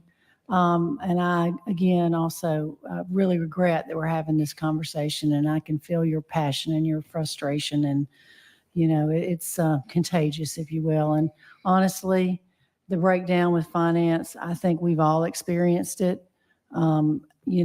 Sometimes we can't understand why a contract approved for a partner in January doesn't get paid until June because they call a commissioner's office and ask why it hadn't been paid. It should be paid automatically. You shouldn't have these problems. We've got to fix this. We have to do better than this. It's just, you can't work in that environment. We don't need to hear this. The public certainly doesn't need to hear this. You've asked for things that are COVID related, that are non-COVID related. I think, we've talked for years about getting a mid-year budget review. We haven't seen that in a while. I would like to know where we are with our spending versus what we budgeted, where our revenues are, so that we can have a clear idea when these specifics are presented to us, hopefully next month, on what we can and cannot do at this point. Because we hear you. We hear you. All right, thank you, Commissioners. Madam DA, Mr. Sheriff, thank y'all for coming here. We've heard a lot. We had a lot of work to do, and we'll be back in touch. And Commissioners, thank y'all for your patience and being with us. Is there any other matters to come before us, Madam? Are we on the agenda next month? We can put you on there. That's not a problem. That's not a problem. Thank you. Now, let's be clear about being on the agenda. So we will have a lot of work to do between now and then. So being on the agenda is one thing, but solving the problem is something entirely different. Specific. Tell y'all heard what he said. You can be on the agenda all you want to, but solving a problem is the real hard work. Tell her old school. On the agenda. So not a problem. Come before us, Madam. Are we on the agenda next month? We can put you on there. That's not a problem. That's not a problem. Thank you. Now, let's be clear about being on the agenda. So we will have a lot of work to do between now and then. So being on the agenda is one thing, but solving the problem is something entirely different. Specifics. Okay. All right. Thank y'all for coming. Anything else to come before us, Madam Clerk? No further In the items. absence of any objection, we are adjourned. Thank you. Thank you. Thank you. See everybody in my office. Okay, y'all, and real quick, we fast forward to the to after all the other stuff that happened. Fulton County Commissioners approved their 2024 fiscal year budget today, but it's the funding for the district attorney's office that was the hot button topic. Fox 5's Brittany Edney is live at the Fulton County Government Center tonight. Brittany, what happened during that meeting? Well, you definitely had some heated public input. And if you combine that with Commissioner Bob Ellis's recent inquiry into Fulton County District Attorney Fonnie Willis, well, there was a lot of spotlight on the budget and specifically money for her office. Some commissioners say they wanted to give more funding. Others, like Ellis, said that he wants an accounting of how every single dollar has been spent. Fulton County District Attorney Fonnie Willis was a primary focus of the public comment portion of the county commissioners meeting. It is clear we have abuse in the DA's office. Commissioners approved the 2024 fiscal year budget Wednesday. In it, funding for the DA's office is marked at around $36.6 million. Y'all heard that? Her office gets $36.6 million a year. And she wants more. That's insane. In it, funding for the DA's office is marked at around $36.6 million. That comes in at about $200,000 lower than what the DA's office actually spent in 2023. Commissioner Dana Barrett commented that the criminal justice sector needs more funding. There's headlines right now, and there's all this salacious stuff going around, and there's a lot of conversation about the DA, and over the past year, there's been various conversations about the jail and the sheriff and what have you. But I think it would be, we would be remiss if we used our budget as a means of, punishment. But it's past funds that was the focus for Commissioner Bob Ellis. He sent this letter to Willis demanding transparency on how she spent county funds while prosecuting the Georgia election interference case involving former President Donald Trump. Specifically, he narrowed in on Willis's alleged romantic relationship with Special Prosecutor Nathan Wade. These are fairly straightforward requests, which any elected official who is entrusted with public funds should supply that information back. Ellis, a Republican, says the inquiry into the prosecutor, who is a Democrat, is nonpartisan. We're talking about numbers, we're talking about dollars, we're talking about facts. We're not talking about partisanship, we're not talking about race, we're not talking about tribalism. We're talking about citizens, money, and is it being used in the way it's supposed to be, in the way it was intended. In light of the allegations, county commissioners voted to put a hold on the DA's current request for just over $600,000, and that request is for 16 new vehicles. I'm told they'll bring that back up at their next meeting. Reporting live at the Fulton County Government Center, I'm Brittany Edney, Fox 5 News. Well, y'all heard that. So she wants another $600,000 for 16 new vehicles. Y'all heard that at the end? 16 new vehicles for what? In light of the allegations, county commissioners voted to put a hold on the DA's current request for just over $600,000, and that request is for 16 new vehicles. I'm told they'll. Where are the old vehicles at? Why do we need 16? Why do we need 16 new vehicles for the DA's office? Are they going to traffic stops? They pulling people over? These are not squad cars. Why do the DA's office, why do Fonnie Willis and her entire team need work vehicles? That's no sense. Use your regular car and drive back and forth like everybody else do. Y'all need to find ways to save money and put the money where it can be useful. This is insanity. Yeah, thank y'all so much for all the new people that subscribe to the channel. I know some of y'all are new here. Some of y'all been rocking here a long time. Thank y'all so much for the support.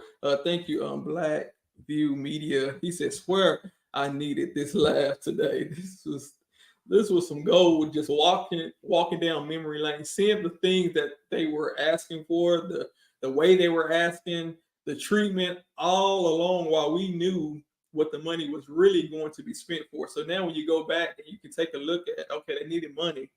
And then now we can say, okay, the money was actually spent for her boyfriend. You're like, wait a minute, you went in there and showed out. I mean, showed out. Only to find out the money wasn't even going in the proper place. It was going to Nathan Wade, almost $1 million, which is insanity for one person to be making that much money prosecuting what some people may call a political case. Some people say she needed to prosecute it, but right now the appeals court took the case away. So, and pretty sure Nathan Wade was kicked off. They may kick her off. So this is crazy to be going on in Fulton County. But I do want to thank everybody for joining. We were supposed to be seeing what was the fuss about with the YSL trial, but apparently there's still some type of plea negotiation. Let me see where we at. So out of 859 people that voted, 83% said no. 83% said Young Thug should not accept a plea deal, while 17% said yes. Let me go ahead and close that. I don't know if it'll show it once I close it. Y'all should be able to see that. Yeah, he resigned, all right. Yeah. The judge said one of y'all gotta go. And you know, Fonnie went finna leave. She probably said, "Boy, you better get on somewhere." So they typed up that resignation letter together so they could say he was resigned. He resigned. In the military, one of my friends told me, "You don't volunteer nothing. You are voluntold." You're voluntold. They voluntold him you getting off the case. And they did it in a way of resignation.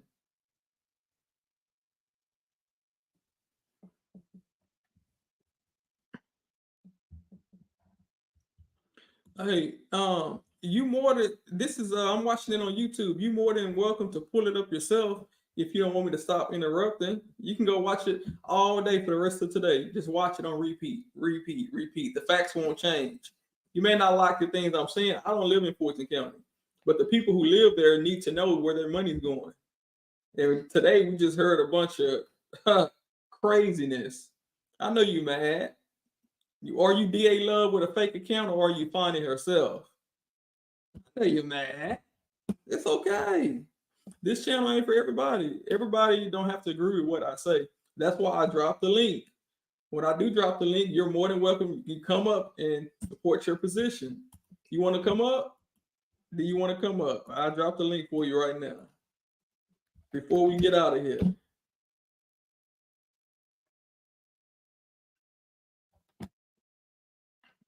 See, what happens is some of y'all come on late and y'all just jump in. What's going on? What we watching? What?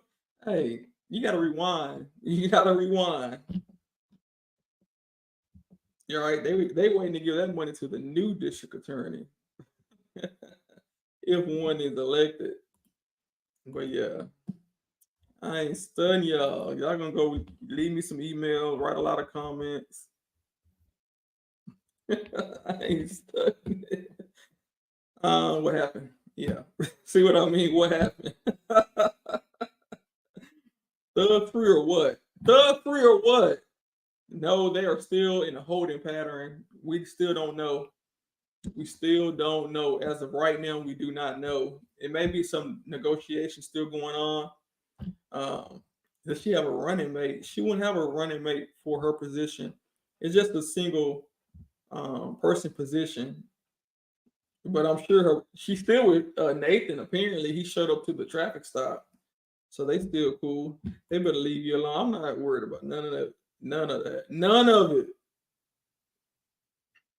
Okay, so we have Tia. Thank you so much, Tia, for always keeping me up to date. She says no court tomorrow.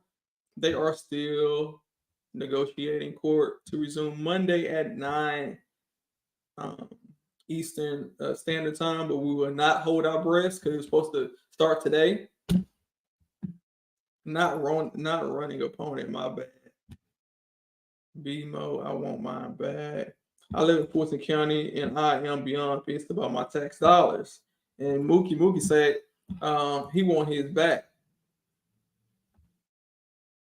Her opponent is a attorney by the name of Courtney Kramer. She's a Republican running against her.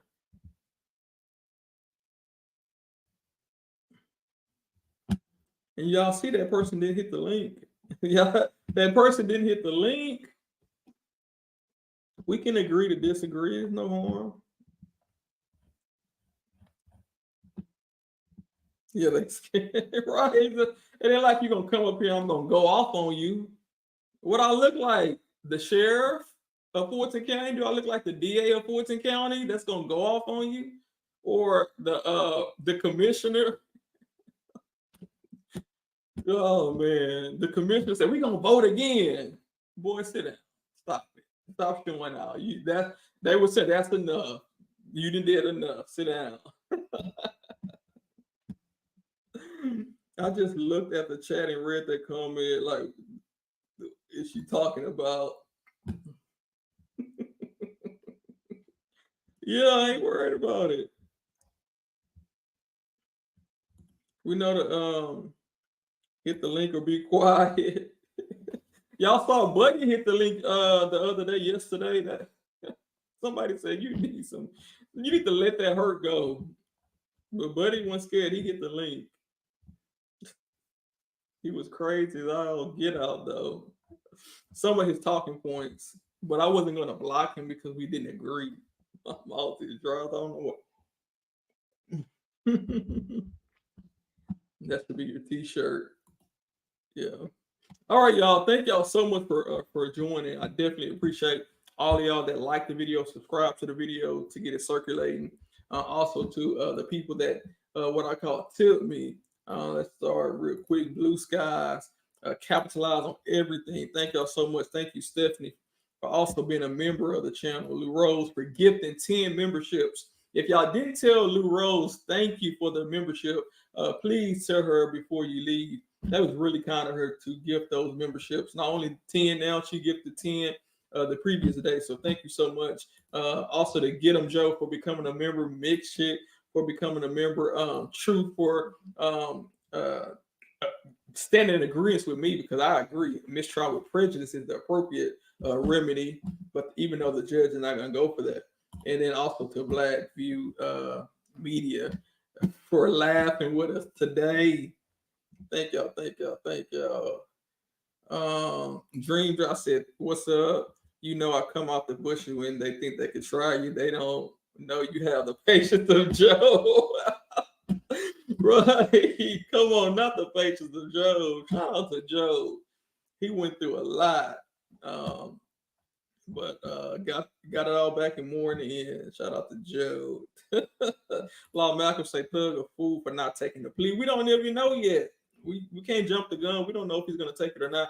Thank you, Ms. Deborah C. Keys, both of y'all for being members of the channel as well. Hello, everyone. So we saying hello and goodbye at the same time. Oh my God. Yeah, she said thank her mama, y'all. Thank her mama. Yeah, we getting ready to get off. We've been on for about 3.5 hours. Just walking down memory lane. Thank you so much, Stephanie. Mookie said, I've been trying to make myself a member and I don't see how. Mookie, I don't know. Are you on your phone? Hold on right quick. Let me do this right quick. And like I said, this is not required, not mandatory, none of that. But people do ask. Let me see if I can do this. I think it was a link down here. Okay, right there. Okay. Sometimes they don't pull up on phones. I'll drop it just in case anybody interested. I wish it could have been with prejudice. I do agree. Yeah, thank you, Six Sigma, and thank you for responding to that comment. I think my editor removed it, but thank you. I saw a screenshot of it. Somebody was, talking crazy, but Six Sigma, she jumped in there. So thank you so much for that. Please tell me now it's finally over and I can start getting the menopause. No, it ain't over yet. You got to do it off the test. You got to do it off the desktop. I said, wait, I went and did it today. Thank you. Thank you. So we got to detox them more. Yeah, y'all take a break. Take a break. Take a break. Thank you, Black View Media. Y'all be blessed. See y'all on the next stream. Thanks so much. Thank you. Should I always learn something? I always learn something and laugh a lot. Everyone have a great night. Yeah. Now I'm a member. Turn on the members only chat. We will have to have some of those. I'm gonna look into that. We need to hear Did you hear Fonnie? Yeah. Joe, I do that at my daughter's house.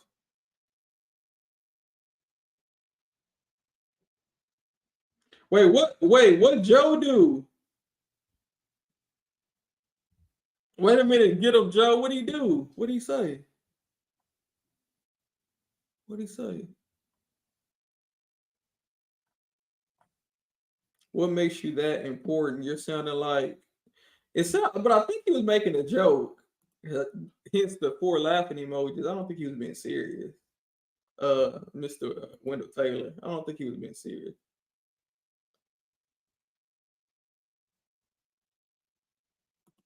Dream Draw have to use a Chrome browser to join membership. Okay, here y'all go. Here y'all go. I'm not gonna entertain it.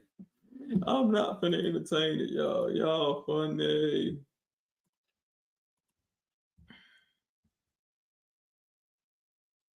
Joe, you want to throw us under the bus because you green? Yeah, I think he was joking.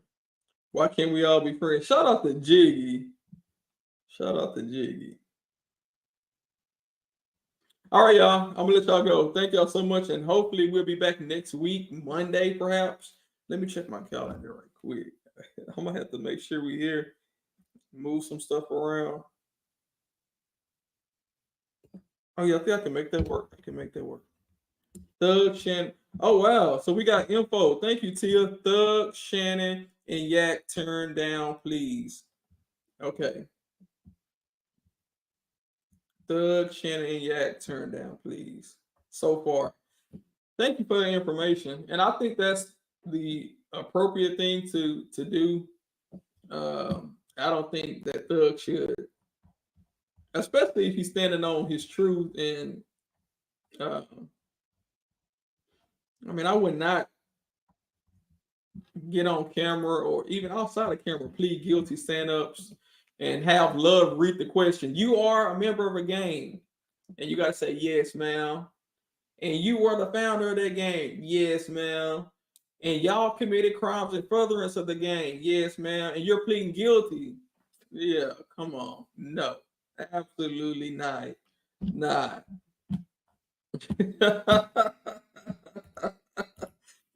And sometimes you got to stand flat-footed on principle.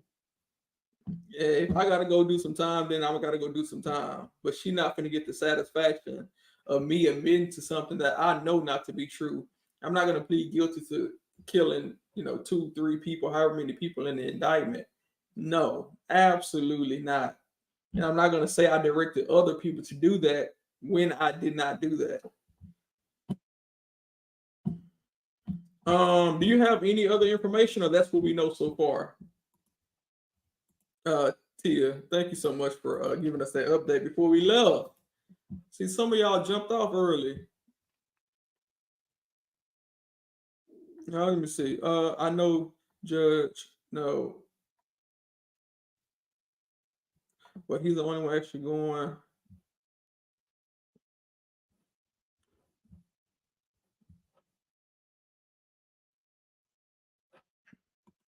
Yeah. And I can tell the pleas will likely be unreasonable. She's not going to let you plead to some misdemeanor. She's going to want you to plead to something that at the felony level. She wants you to plead to the fact that YSL is a gang. And that's crazy that she really thinks she can still make these type of demands when you're losing. For one, a mistrial is on the horizon. And we just saw that you are not in good standing with your commissioner's court for sure. So, and I understand 36 million, she has a whole lot of employees and investigators. So it's not like that money's going to her, but every little bit counts. And now they approved her for less money than she spent last year. So now she has to make that money stretch. So how are you going to prosecute another trial?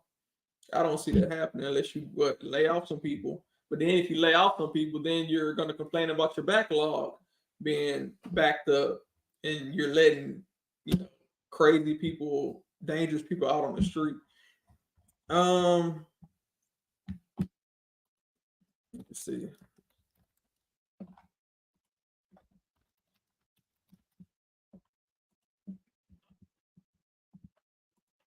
You say, yeah, pride is a killer. Yeah. What they say, pride comes before the fall, before destruction. That's what they say. I heard Attorney Steele is working on Lil Rod's appeal. Oh wow. So if still working on the appeal, you may have some action. I think she will retry, and that's if they remain in jail. She's more than welcome to do that.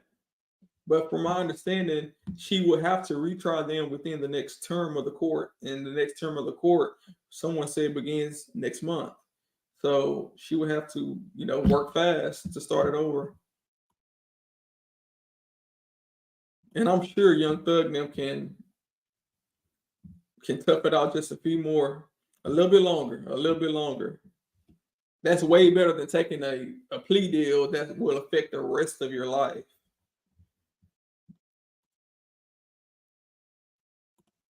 Talked a lot. I think we had the same parents or grandparents. Come on. Right?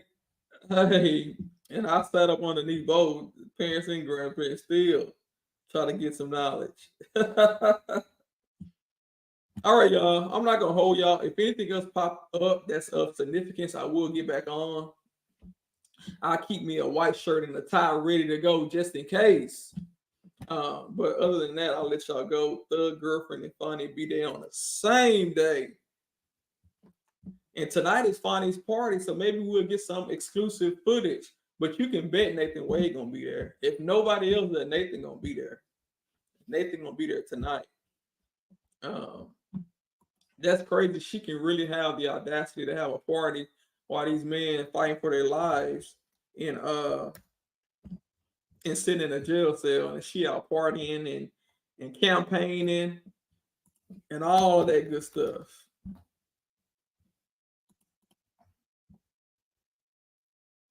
So that's the crazy part for me. And I think I don't even think it's like a milestone birthday. I think she turned 53. So yeah. All right, y'all. Dreams, I know that's right. Wait, no court again tomorrow. Yeah, I believe Monday. I took a plea deal and got life. It's called marriage. I'm about to say, do you have a phone inside the jail? You must be in Fulton County. They say everybody got a cell phone in there.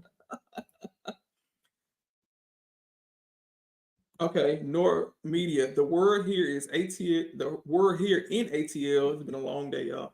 It's okay. Thug, Shannon, Yak, turn down plea deals. Okay, that's what Tia just said. I'm not sure about the other three. No court tomorrow, and it has absolutely nothing to do with the situation of yesterday. Okay, so thank you for the information. That's the same. Tia jumped in and let us know. She said, "I wished her a happy birthday." Come on, happy birthday, Bonnie. We giving you your gift. We giving you your gift today. This is your gift. Somebody said it's not going to be a born party. Oh, what? A born. Let me let y'all go. Thank y'all so much. Thank everybody for supporting the stream and the chat, the new people that joined, and the people that simply just like the video. That goes a long way. But before I go, let me give my legal disclaimer. No legal advice intended. I'm a lawyer, but I'm not your lawyer. I'm just here to talk that law. All right. Thank all of y'all, and y'all have a great night. See y'all on